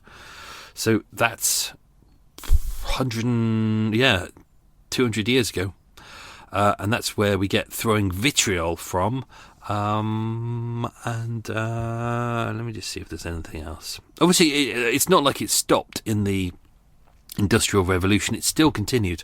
So in the Victorian era, so that is 1850s to the start of the 1900s, it's frequently used by women to disfigure their rivals or men who'd wronged them. And although this was quite rare, they often targeted acid at their faces to cause permanent scarring or blindness, but it was also used by criminals for incapacitation. To blind victims before robbery or to settle vendettas. See, these are just nasty, horrible people. And as mentioned, it's more commonly used in South Asia, particularly in Bangladeshi and Indian communities. From the 1960s onwards, it was often tied to gender equality, dowry disputes and rejected marriage proposals. The nations with the highest record levels of acid attacks include Colombia, Uganda, Afghanistan, India, Pakistan, Bangladesh and Nepal. And obviously these are horrible assaults. And we have covered one of these before. If you go back to the we did one in Tottenham a while ago, and that was the mentally disabled girl who was being used as a sex toy by the gang, and they raped her, and then they used acid to try and get rid of their evidence. Utter arseholes. Animals and arseholes, which is a disservice to animals, really. I think that's it. I think that's all I want to say about that. That's all I have to say about that. Obviously, we don't know where Bradley Evans' home in Fulham Palace Road is. I did kind of look. These were kind of cases that were kind of badly reported. Like, same as everything. The press basically got the press reports and copied and pasted them and did very little. So, yeah, not really very well done. I think that's all I want to say. So while I go back to the quiz questions, don't forget, have a look at the Crossed Wires Festival website. Have a look. There's going to be some great shows on, and obviously you can book yourself into some of those, and they are guaranteed shows. I can't wait to do it. I'm excited to do Deadly Dwellings. I've been meaning to do it for ages, and if it goes well, I think I might do Deadly Dwellings as a tour around the country while I'm cruising around the UK in Boaty McBoat. Right, let's do these quiz questions. Question number 1. What were the gang... come on, read. What were the gang stealing from the betting machines at Ladbrokes? They were stealing vouchers in exchange for cash. Question number 2. What were the gang... What car was the gang who kidnapped Motaz driving? It was a silver Mercedes estate. Question number 3. Where did the Novichok poisoning happen? Easy one, Salisbury. Question number 4. What fell out of Reynold Rutty's arse? It was wraps of crack cocaine and heroin, which is probably why it's known as crack. God, imagine smoking that and you just taste like his bottom. Horrible. Question number 5. How many years in prison could you get for illegally carrying a knife in public? That is 4. How many years in prison could you get for illegally carrying a gun in public? Mandatory of 5 years up to 7 years. Question number 7. Upper Clapton Road is also known as what? It is known as the Murder Mile, which I get a lot of emails from people all the time going, the Murder Mile isn't in Soho in West London, it's in Upper Clapton Road. I think you'll find. I think you'll find it's also in the original one. Oh, I did a blog about it ages ago. I think the original one is in Malta. I can't remember. Have a look. If you want to find out, just type in where is the original Murder Mile. I've done a blog about it. I'm not going to search for it now. I'm sure someone will message me and go, I think you'll find it is here. I already know I've done a blog about it. Go and look at the blog. Question number 8. What kind of water bottle did Derek John use to spray acid? It was an Evian bottle. Very posh. Could have been posher, could have been Perrier. So I think that's me done, folks. Thank you for listening to that episode. Next week we start the multi-part series, which I'm doing with Paul at True Crime Enthusiast, which is going to be exciting. We've got a very exciting case that we're going to cover, and we're going to cover it from 2 different angles at the same time, because it's one of those cases which has never been solved, and I think that's the way to report it. So, thank you for listening to the show. It's much appreciated. I'm going to go off and do my laundry, and Eva's laundry, obviously. Have a good one. Stay safe. Be good. Lots of love, everyone. Bye-bye. Want more true crime? This podcast and loads more are part of the Always True Crime Network. It's packed with box sets to binge and twisted tales you won't find anywhere else. Find your next podcast obsession at alwaystruecrime.com. We'll get into your true crime episode in just a moment. When this one is finished, though, make sure your next listen comes from the Always True Crime Network. This show is a part of it, and so is Drunk Women Solving Crime. Every week, comedians Hannah George and Taylor Glenn are joined by a famous face to put their drunk detective skills to the test. The recent episode with Selena Mosinski, also known as Charity Shop Sue, is a must-listen, featuring a story involving riot police, a chimney, and an unexpected ending. And there's more alternative true crime from Strangely as well. Poppy Damon and Luke Jones bring together some of the weirdest true stories from around the world. If you haven't heard about the post-work fishing trip that took an extraterrestrial turn, that should definitely be your next listen. Search for Always True Crime to find these shows and more. What makes a monster? Society, trauma, addiction, or a mother? Find out on Murder Mile.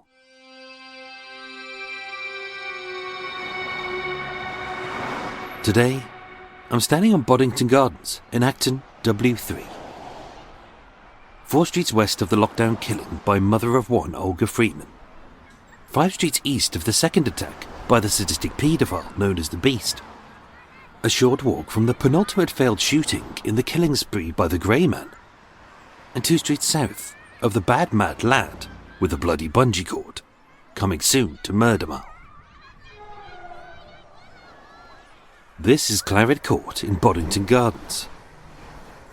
Built in 2005, it is described as a modern multi-occupancy complex, whatever that means, being built of brown brick with white UPVC doors, windows, and fake timbers as if it was once an old sawmill or barn.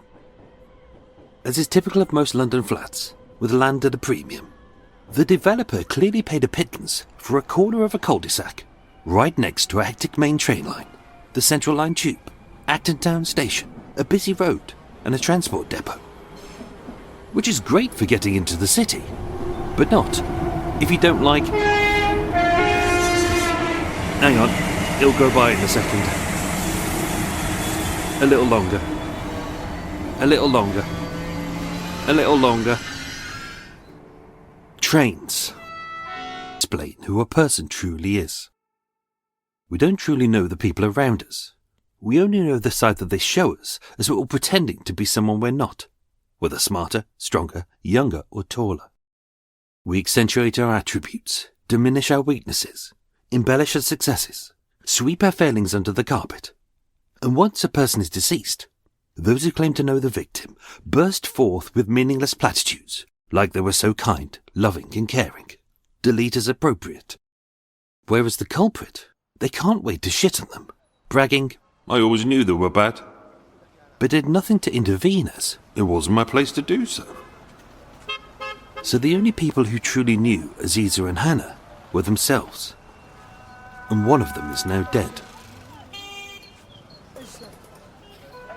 Born Aziza Rizk in the Moroccan city of Casablanca, little was reported about Aziza Beniz's life before she came to the UK. And like many ordinary people living their everyday lives, nothing was written about her until the day of her death, and this was exacerbated further as she spoke little about her past. Records suggest, but this may not be accurate, that she married an English-born man called Jones in June 1989 in the East London borough of Tower Hamlets. And from this seemingly happy union, 2 children were born.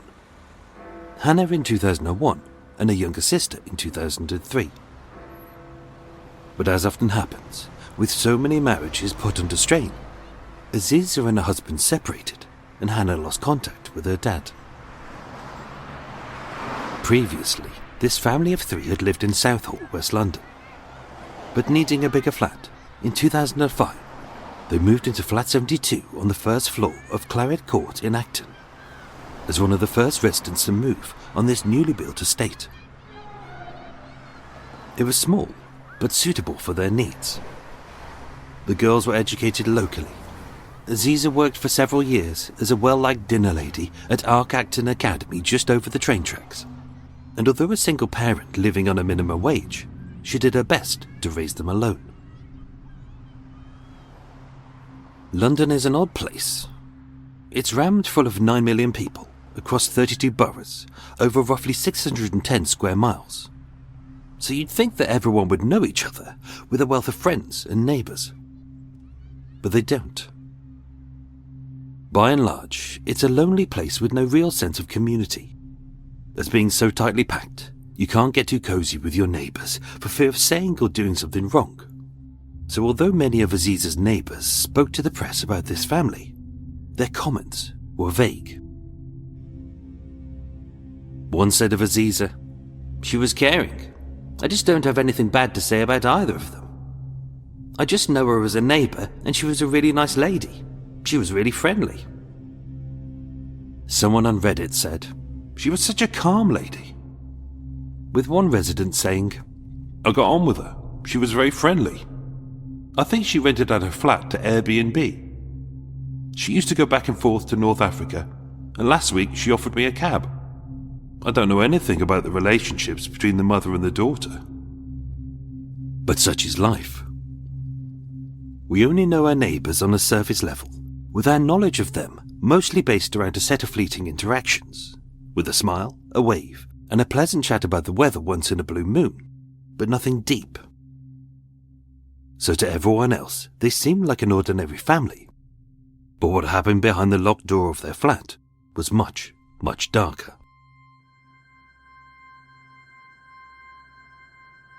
Home life was toxic.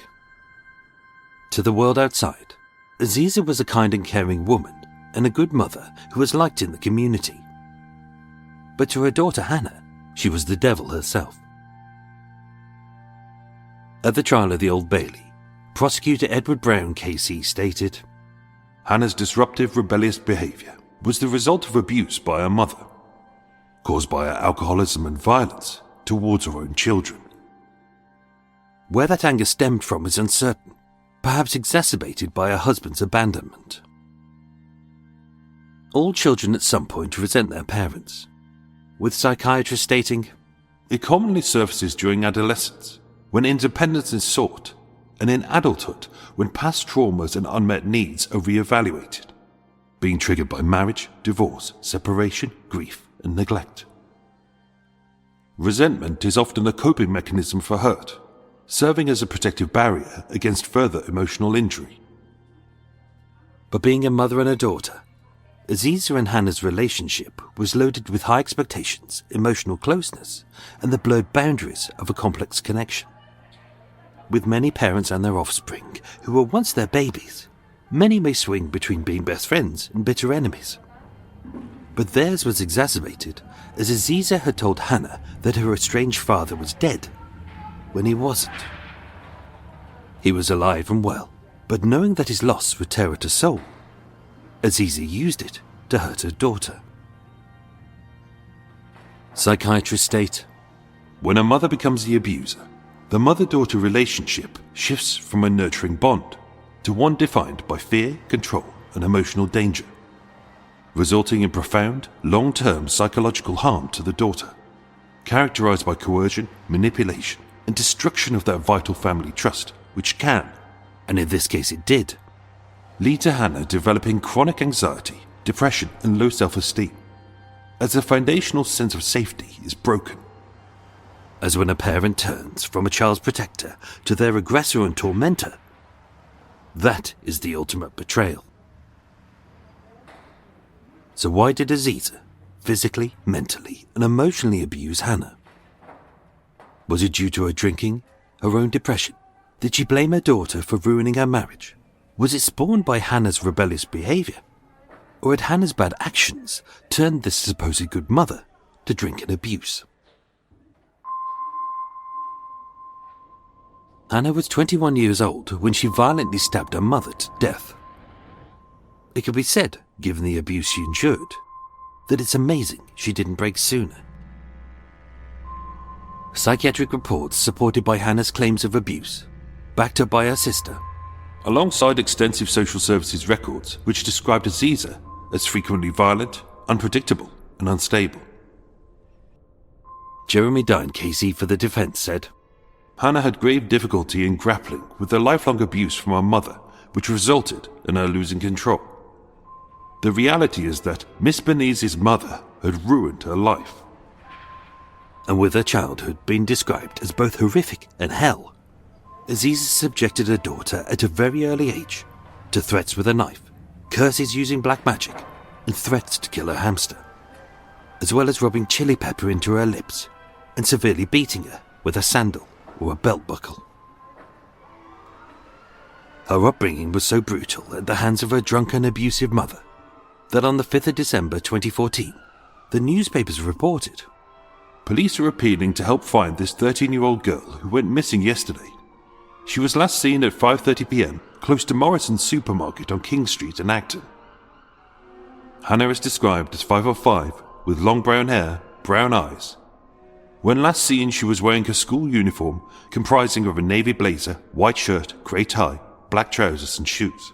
She was also wearing a black Superdry raincoat with a pink logo on the back. Found days later, Hannah was placed on the child protection register as her home and her mother weren't seen as safe for this vulnerable young girl. Only instead of being protected, She was bounced from care homes to bedsits with bouts of homelessness. And so bad was her home life that 13-year-old Hannah preferred to live on the streets, surrounded by druggies and pedos, rather than go home to her own mother. Throughout her formative years, it was said that Hannah's behavior was erratic, and she refused to cooperate with professionals, instead descending into a dark spiral of depression, drink, and drugs. Posted on a Reddit thread after the murder, several school friends expressed their views about Hannah, Aziza, and the killing, which may give an insight into the horrors inflicted by Aziza behind the closed doors, or the rebellious behavior which may have led Aziza to be drunk and abusive to her daughter.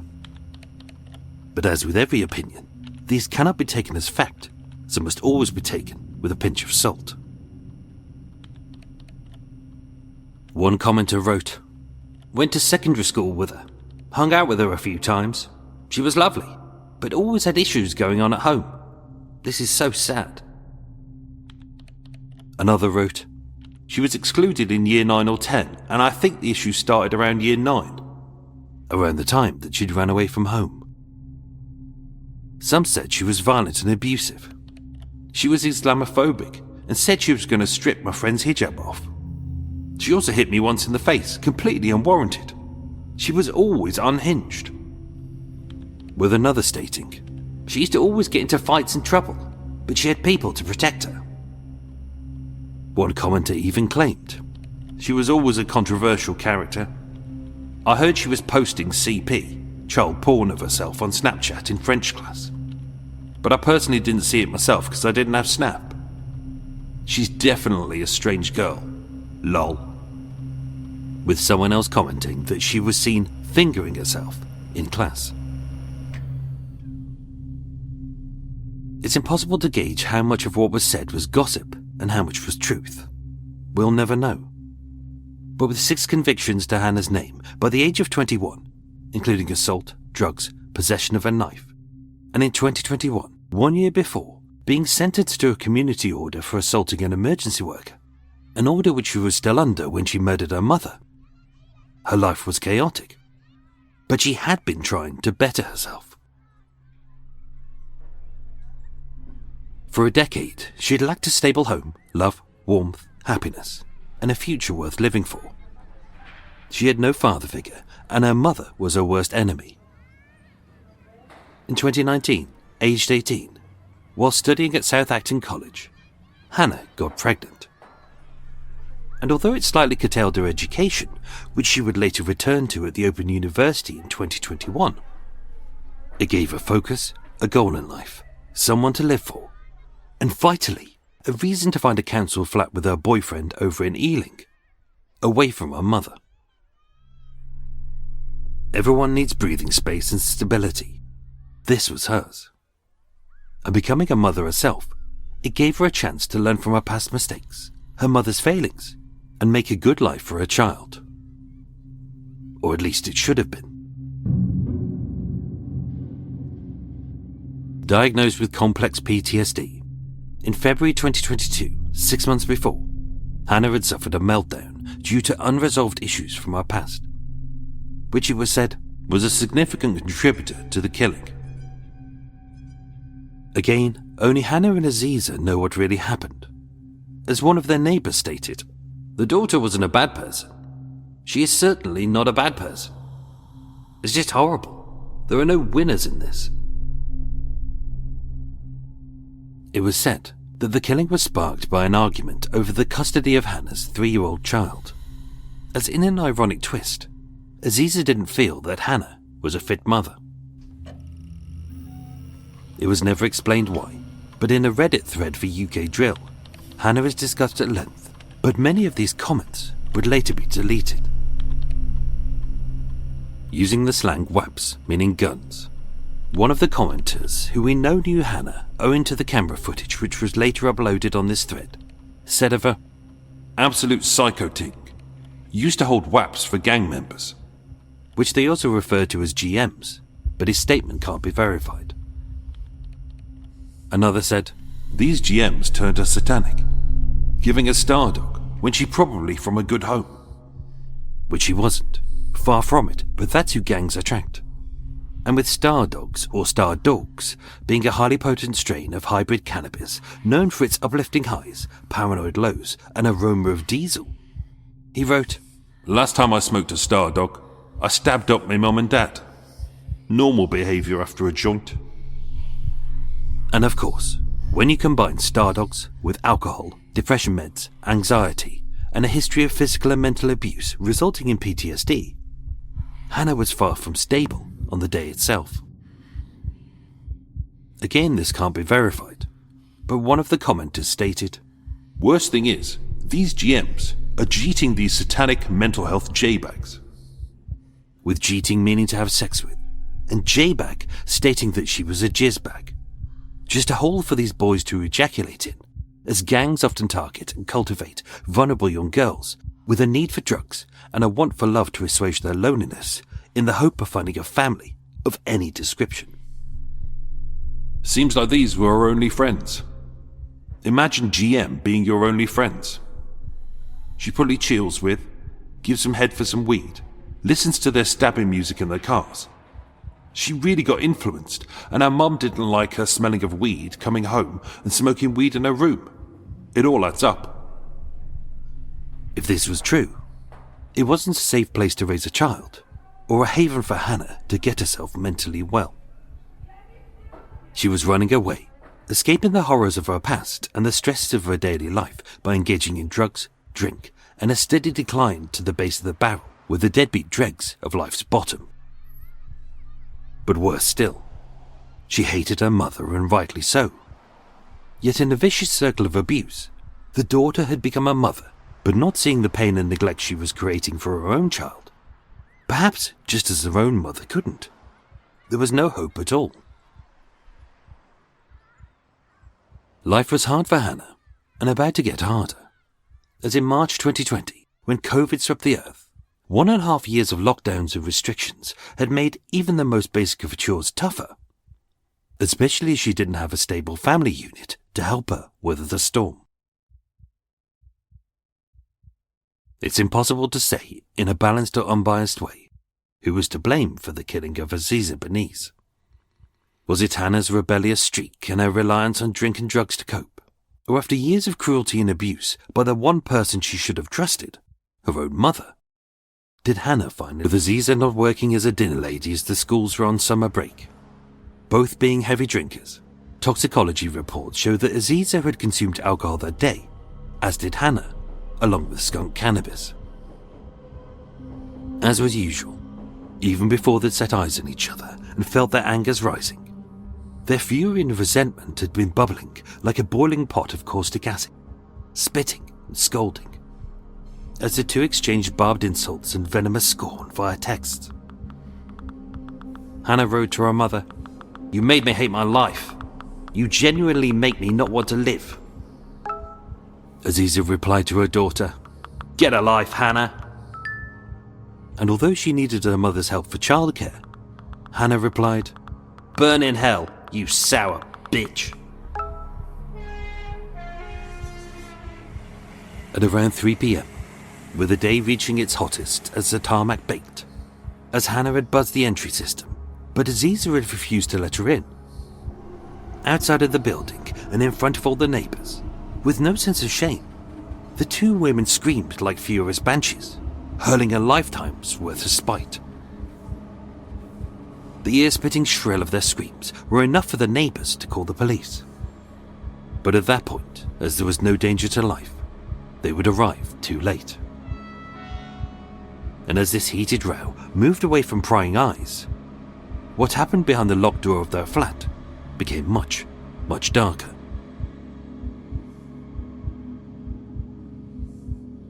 They were both drunk, both angry, both volatile, both full of hate, and according to Hannah, "My mother attacked me with a knife and had a glass as a weapon."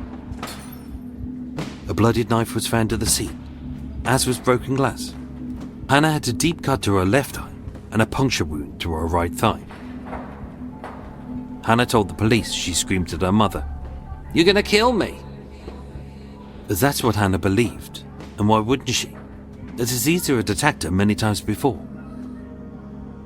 Neighbours recalled hearing objects being smashed and thrown as the violence escalated, but none of them knew this would end in murder. Bleeding from her face, Hannah was heard screaming, "You're a fucking bitch! You stabbed me!" And as Jeremy Dine, KC for the defence, said, There was an explosion of violence by Hannah, a release of her frustration and the trauma of what she'd been subjected to throughout her life by her mother. Grabbing the knife, Hannah stabbed her. Aziza was heard begging, "Stop hurting me!" And although, as she claimed, it may have started out as self-defense, with years or decades of anger unleashed and her pent-up hatred spewing forth at this woman, her abuser and tormentor, who should have been a protector. Once Hannah had started stabbing her, she couldn't stop until her energy was spent. Judge Lickley said, The ferocity of the attack proves your intent to kill. as taking control of her life and her abuser, Hannah stabbed Aziza more than 30 times, eviscerating her innards until they were shredded. As Hannah was heard screaming, "I'm sorry, I'm sorry," as she stabbed again and again and again. In the same Reddit post, a video was uploaded of the aftermath of the attack, as instead of calling an ambulance as her mother lay dying, using the app Yubo, she video called one of the so-called GMs who recorded it. In it, Hannah is frantic and emotional, with many deep stab wounds to her face and a large kitchen knife in her hand. And although the camera is blurry as she moves it, in the background, her mother lies bloody. Oh, damn! She's trying to kill me! Yeah! You're gonna kill me! Who? Who, fam? Who tried to kill you? My mom! My own mom! What? Where's your mum? Where's your mum? You wanna do that to me? You wanna do that to me? Where's your mum? Where's your mum? Hey, where's your mum? She's stabbed us here. Where's your mum? Where's your mum?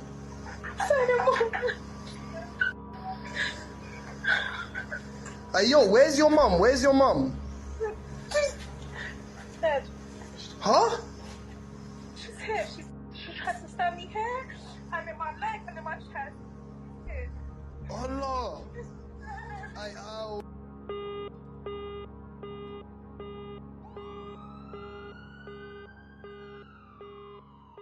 The police arrived at 3:47 p.m, but by then it was too late. Forcing their way into the flat, police and paramedics entered a scene of chaos, with blood splattered up the walls and floor, a bloody knife on the kitchen table, shattered glass fragments, and in floods of tears, Hannah confessed. "I've killed her. I'm sorry. She tried to stab me in the leg and the thigh." And with her abuser, Aziza, having been stabbed multiple times in the head, face and arms, having suffered a fatal wound to the artery in her right thigh. An air ambulance had been scrambled, but she was pronounced dead at the scene. Maybe unable or unwilling to accept what she had done, Hannah told the police, "I saw my mum murdered in front of me. My mum is dead," as if she hadn't done it herself. And when taken to Ealing Hospital for her own injuries to be attended to, when she was arrested, Hannah became violent, perhaps out of habit. As mentioned before, when the murder of this lovely, kind mother of two and dinner lady was reported, she was heralded like she was a saint, with the principal of Arkacton Academy, as was his job, stating, "It is devastating news, and our thoughts are with Aziza's family at this difficult time. We will offer support to the staff and students, and hope to find a fitting way to remember Aziza." With no one really knowing the horrors which went on in that flat over the 17 years this mother and daughter had lived there. And with Hannah being the culprit, she was demonized, with few knowing she was also a victim. Everybody said their piece, as if they knew the truth, and then they moved on.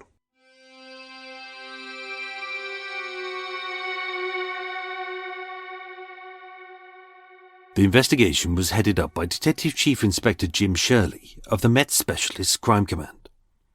And with a knife, bloodstains, DNA, a video message, and a confession by the perpetrator herself, it wasn't a question of who done it, but why. Was it... How was that? Oh, it was a quicker one than normal. Way! Hello everyone. Welcome to Extra Mile, unscripted, unedited bit. I had my earplugs in again, so I hope that sounded okay. I just find that with my earplugs in, I can concentrate better. I'm not all over the shop. If I hear birds tweeting in the background, it puts me off. If I hear a dog barking, I hear people walking by, I hear it, and it really throws me off. Whereas I find that if I'm just taking my pillows away from the windows, which are my sound baffles. If I can't hear things except the muffled sound of my own voice, weirdly, I don't seem to struggle with words as much. Very odd. Although it means I can't hear things on the outside. I can feel boats going by. I can't hear birds tweeting, which is a good thing. I can't hear planes flying over, which is a good thing. But that means if they are annoying, I find it difficult to edit them out of the episode. But there we go.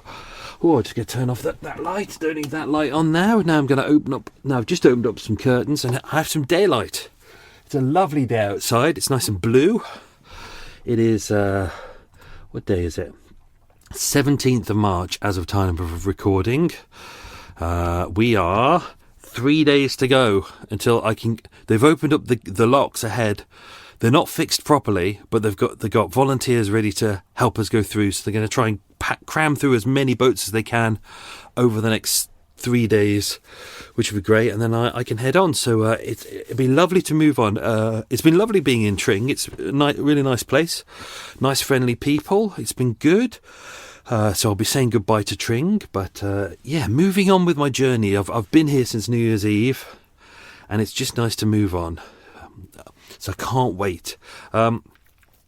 If you haven't seen them, my little videos are doing really well. I really thought they wouldn't do really well because I post a lot of videos and people just tend to ignore them. They go, yeah. And you know when you post something on like Twat Talk or that kind of crap and it says, oh, you've had 300 views. And you know full well when you check the stats, 300 views doesn't mean 300 people have looked at it fully and liked it. You look at it and it's like 300 people have whizzed past it quickly. And when you check it, it means that 1 or 2 people have maybe looked at half of it a bit. But, I think my little videos of little murder cases in and around Tring have been going really well. People have reacted really well to them, which has been great. Very positive reviews. And so I'll be continuing doing them as I travel around the country. And, at the moment... A lot of traffic at the moment, so that's really exciting. Given the fact that, I post things and you're lucky if someone likes it. It's going really great. So welcome to Extra Mile, the unscripted, unedited bit. We do some quiz questions and I fill you in on some details that may or may not have made it into the episode. God, lovely sunlight outside. I think I might go for a walk in a bit. Yeah, after I finish recording this, I'm going to go on a walk. I'm going to go up the canal, look at the locks, see how they're doing. I've got a little video, an extra video to film. I filmed one yesterday in Tring about a nuclear bomber that crashed just outside Tring in the 1950s. It took me about an hour and a half to walk to the site, and there's nothing to be seen there. It was just a field, but I felt determined that I had to be there to film this 1-minute video in front of a nameless field, because the problem is local people would look at it and they go, you're not standing in the right place. You say you're outside Kiln Barn. That's not Kiln Barn. So I travelled the distance to make sure I was in the right bloody place. But now I've got a story that is literally right next to where my boat is. So that's great. I can film that in a second. Oh, and I can look fat and old as always. Right. Thank you to new Patreon subscribers. Thank you to Sarah and Victoria Stefanova. So thank you to Sarah and thank you to Victoria. Thank you very much for supporting the show. It's very much appreciated. You can support Murder Mile for as little as $3 a month, which is £2 a month in real money. And you get lots of goodies that I don't share anywhere else. And also, I think there's like 2,000 posts on there now. There's a lot of stuff. So yeah, have a look. Anyway, let's do some quiz questions and let's see how many of them you get. And I'll do the answers at the end of the show, as always. Right. Question number 1. What Moroccan city did Aziza come from? Question number 2. Name one of the 2 parts of London where they had previously lived. Question number 3. London has a population of how many million? Question number 4. How many boroughs are there in London? If you're American, you can say boroughs. Question number 5. What job did Aziza do? That's an easy one. Everyone can answer that one. Question number 6. At what school was she that job? Question number 7. When Hannah went missing, what supermarket was she last seen out of? I used to shop there myself. And question number 8. What brand of jacket was she last seen wearing when she went missing? PCAG, if you're listening to this. E. Not that I'm giving you a little clue, but there we go. That's something I haven't done in a long time. Right, let's have a look at this. So, location itself, Flat 72, Clariot Court, Boddington Gardens. If you have a look at, you can check it out on the map. It's right next to the main train line. Right opposite a series of older houses, probably from the 1930s, 40s or 50s, but clearly someone has found a space. Maybe there was some more than likely there was probably some old railway buildings that were demolished, and that's where they decided to build this.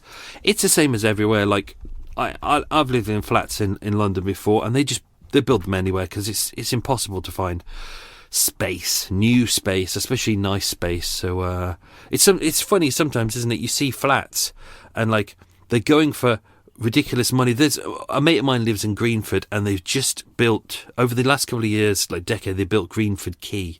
And sometimes I used to sit there in the little coffee shop and do my work because my boat would be moored not too far away and my mate lived around the corner. So I'd sit in the coffee shop, and they'd built these high-rise, new posh buildings. But when you get there in winter and you see that the lights aren't on, there's like a handful of lights on and there's no community around there, and it's just depressing. And also, I couldn't afford any of the flats. The only people who can live there, everyone locally calls it's like Little Beirut, they call it, or Little Beijing, depending on who you ask. Because the only people who can afford flats there are the kids who are students of kind of relatively wealthy parents. So they buy their little flats for their kids, and that's who live there, and therefore they do their schoolwork and then they disappear when it's not term time. Therefore, there's no community there. And the worst thing is, some of the flats are like 350 quid for 350,000 for the cheapest ones, but one of them, you look at it and it's overlooking like a transport depot.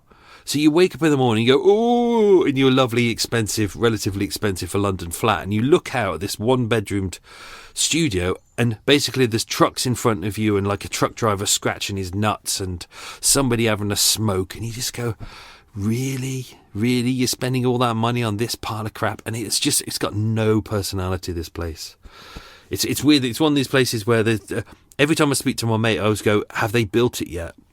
And on the corner there's one of those wraparounds where they have photos, and it looks like people having drinks in bars, and they're always raising the glass and their mouth is slightly open as if they're going, I'm having a lovely time, oh wonderful. And every time I go past, I go, have they built it yet? And for 3 years, it's like, it keeps saying, bar coming soon. And you're like, there is no bar coming there soon. There's a Costa Coffee, and there's a Co-op, and that is it. Oh, anyway, I can't remember how. Oh yeah, so flats. That's how I got into flat. So we don't know much about the early life of Aziza Beniz, or Aziza Riq, as she was originally known. I tried to look into her early life. We know that she was married before, but I don't really know much details. There is someone who I suspect could be her previous husband, but given the fact there's... Sorry, I'm having a swig. Given the fact that I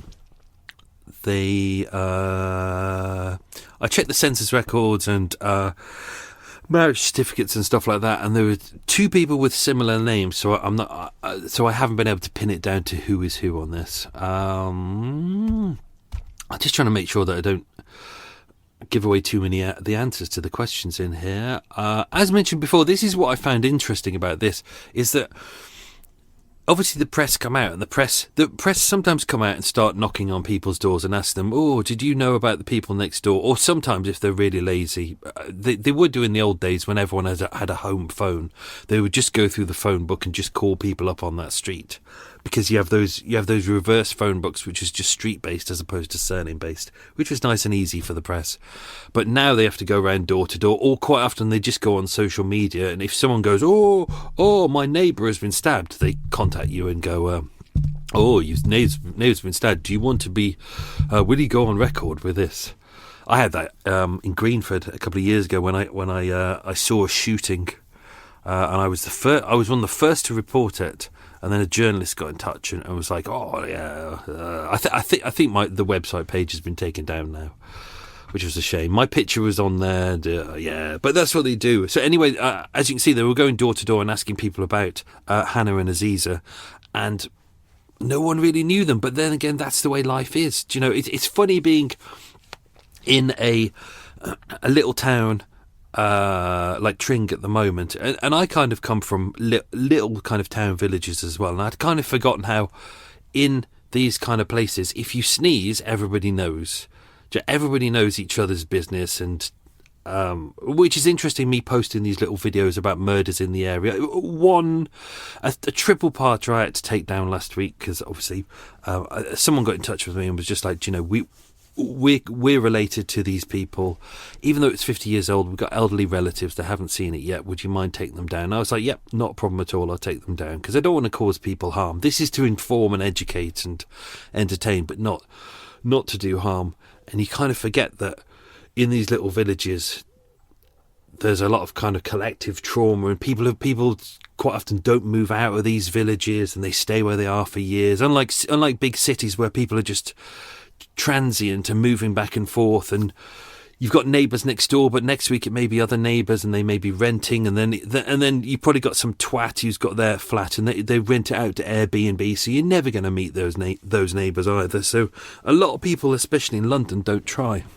Like I had that with my flat in Ealing, where I was there for like 7 years, didn't know my neighbours. And that's the problem, is you don't want to get too close, just in case you cock something up, and then you're stuck next door to someone who particularly doesn't like you. And then, you know, what you want is kind of a civil relationship where it's like, oh, how are you doing? Are you good? Weather's nice. Oh, are you going to the shops? Have a good one.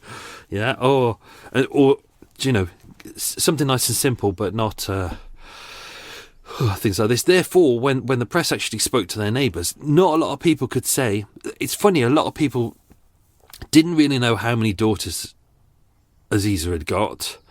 Some of them did. Most of them didn't know their names, but that's the way it is, isn't it? It's sometimes you know people and you're aware of them, but you don't really know who they are. So this was the crux of the investigation. That's the kind of way it came from. With the murder itself, it was really simple and self-explanatory, as mentioned. Police got to the scene, victim on the floor, perpetrator standing there, both covered in blood.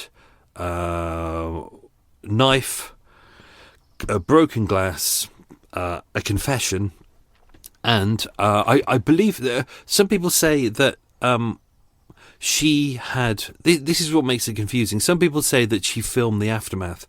I think they're getting confused with the fact that she didn't film the aftermath. She called one of her friends. We don't know his name, but he was one of the inverted commas gang members, although he may not be a gang member, which is why I've written in here so-called gang member.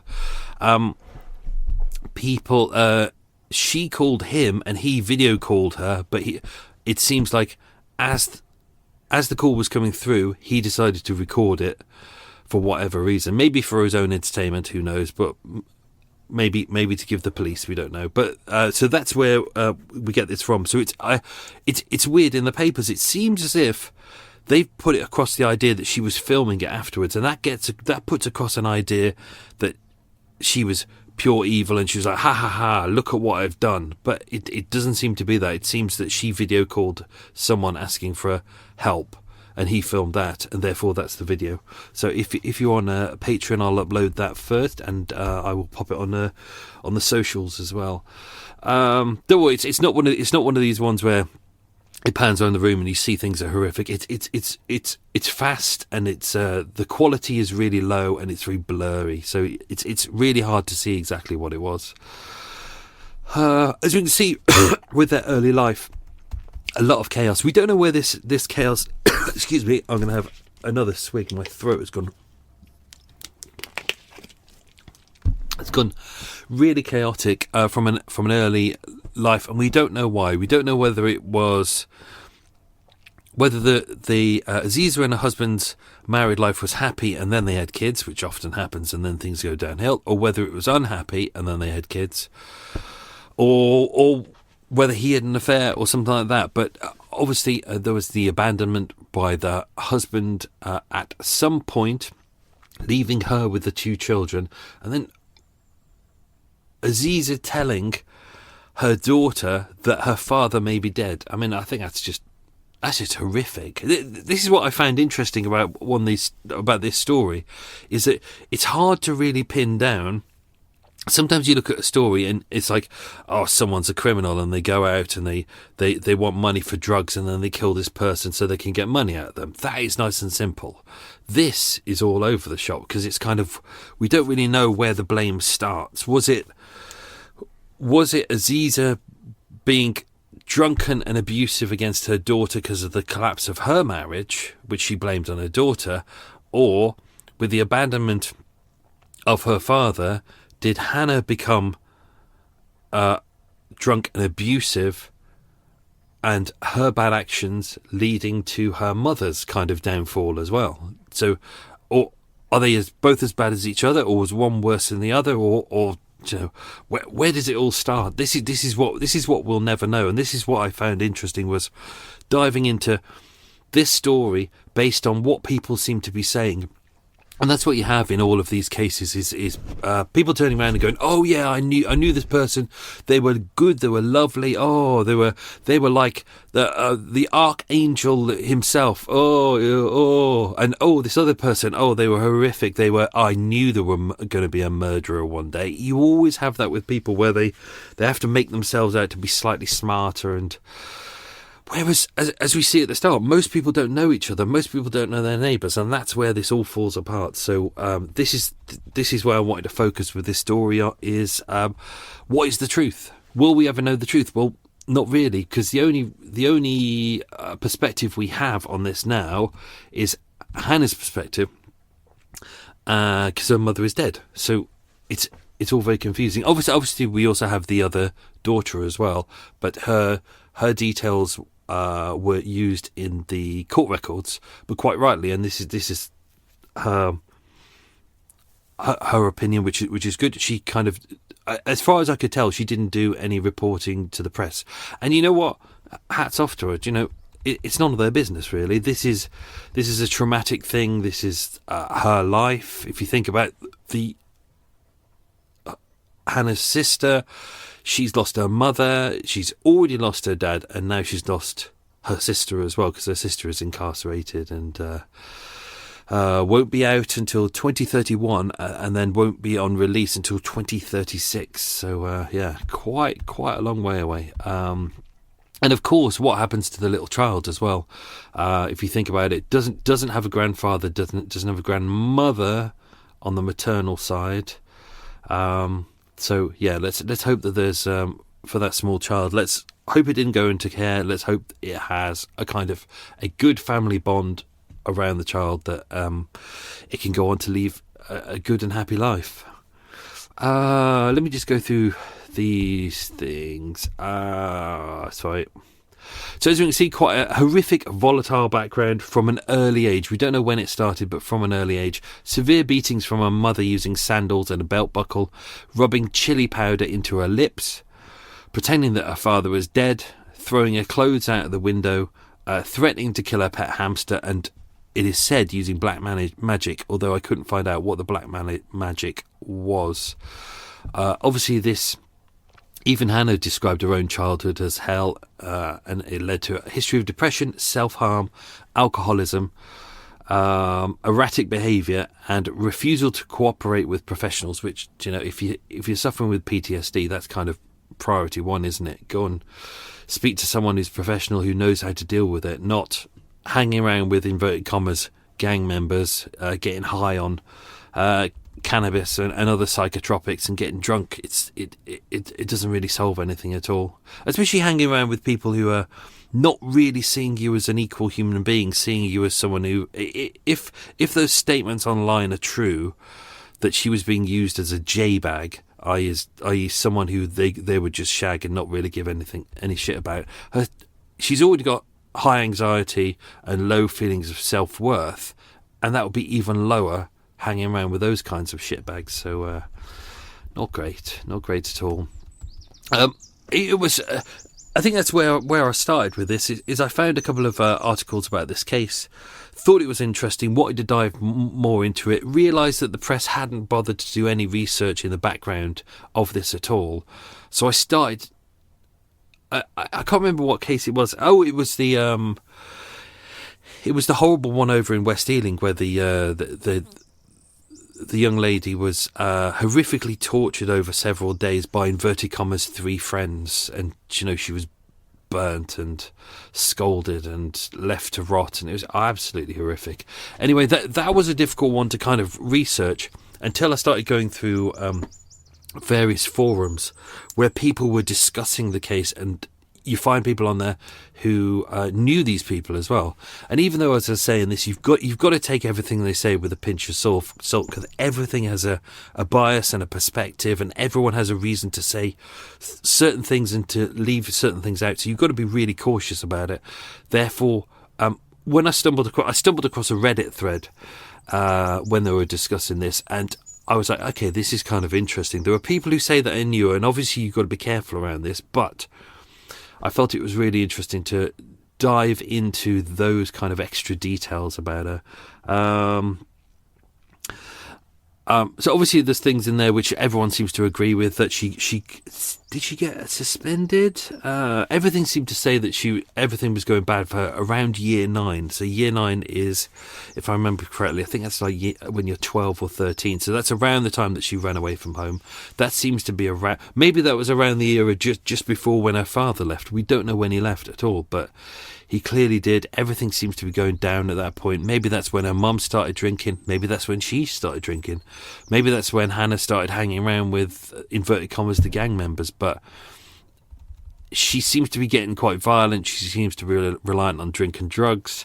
She doesn't seem to be able to focus, and she seems to want attention as well. So that's where all of this comes from.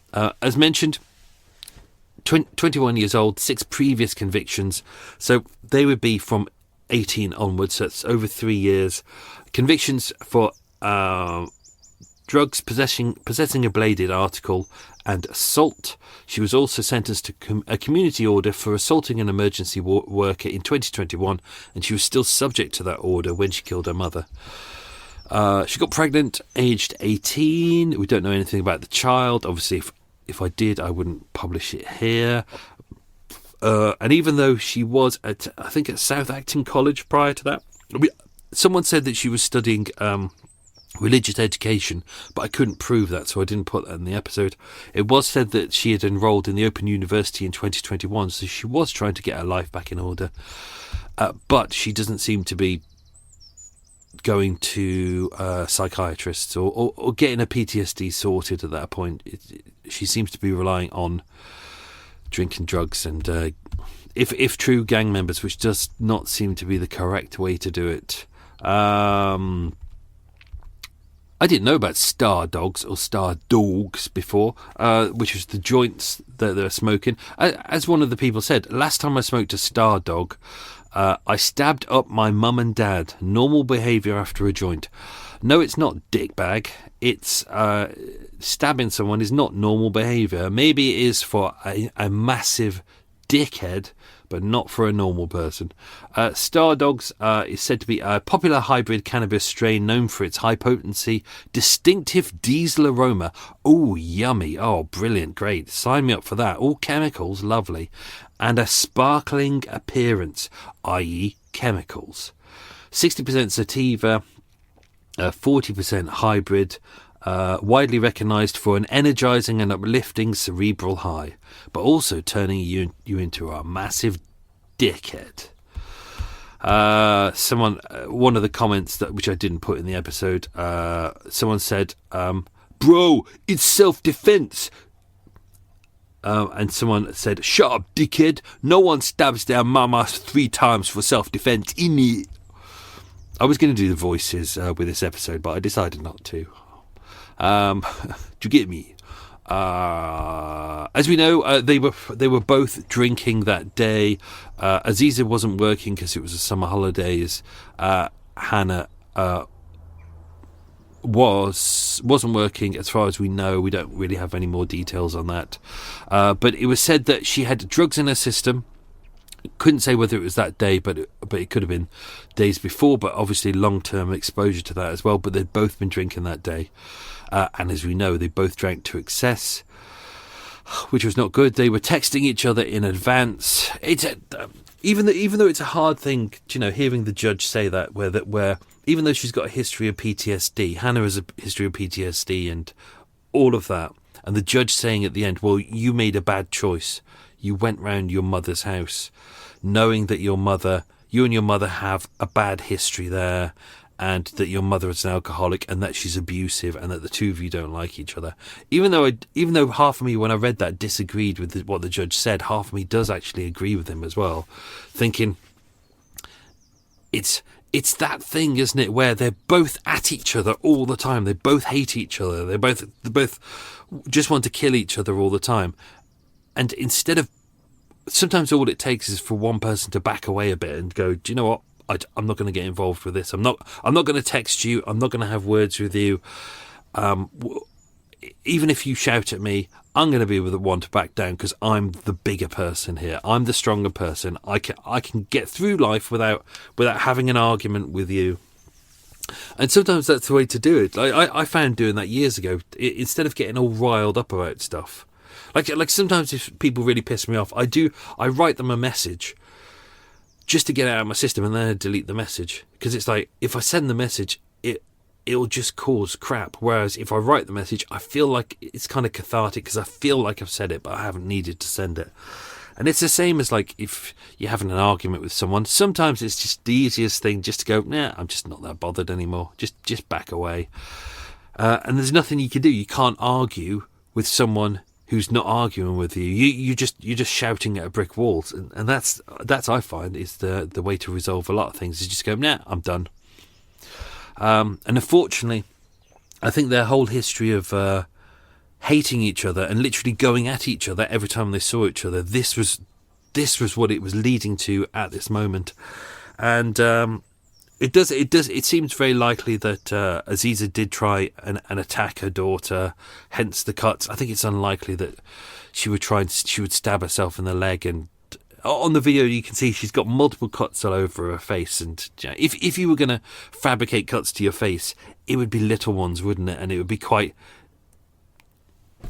slight, whereas these are kind of big, horrible, nasty grazes, like really nasty open wounds. So I think they just lost it together. They were escalating both together. They couldn't de-escalate at any point. Both drinking just really got out of hand. And maybe Hannah was trying to defend herself at the start when she if, as she says, her mum came at her with a knife and a piece of glass, and they had a fight, violence.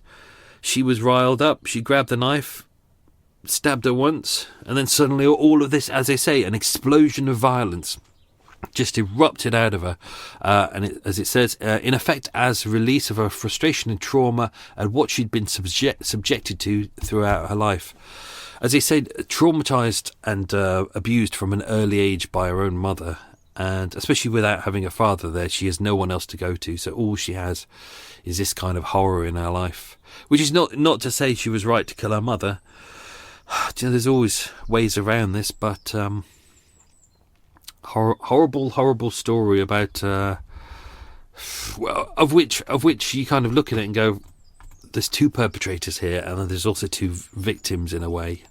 It's just hard to work out who is responsible, and that's kind of where this sits. And even with the trial as well, when you look at the trial, it's even with a professional judge and professional lawyers and psychiatrists, even they were kind of not really too sure where it started and where it ended. They know that something horrible happened and they can prove it, and they can prove who the perpetrator was, but what was the motive? What was the reason for doing what she did?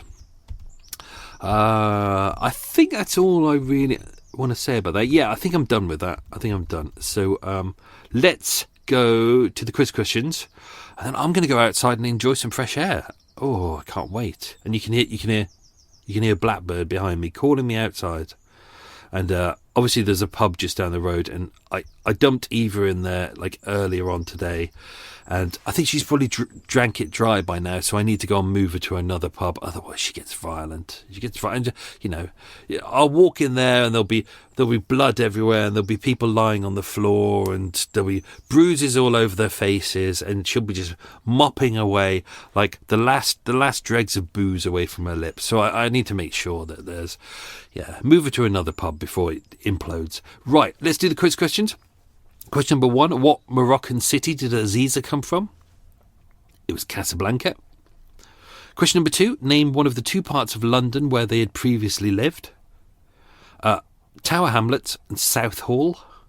Both lovely. I've lived in and near those many times. Both lovely.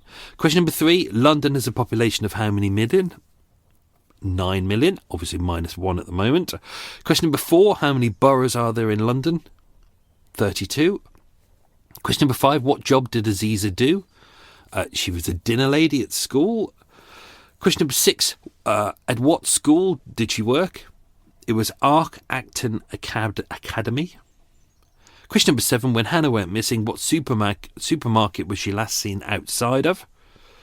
It was Morrison's. Ooh, good custard donuts. And question number 8, what brand of jacket was she last seen wearing when she went missing? It was Superdry. So that's me done, folks. Thank you so much for listening. We've got another one-parter next week, and then we dive into the multi-parter with myself and Paul from True Crime Enthusiast. Have yourself a good week, folks. Stay safe, be good, and thank you for listening to the show. It's much appreciated. Lots of love. Bye. Want more true crime? This podcast and loads more are part of the Always True Crime Network. It's packed with box sets to binge and twisted tales you won't find anywhere else. Find your next podcast obsession at alwaystruecrime.com.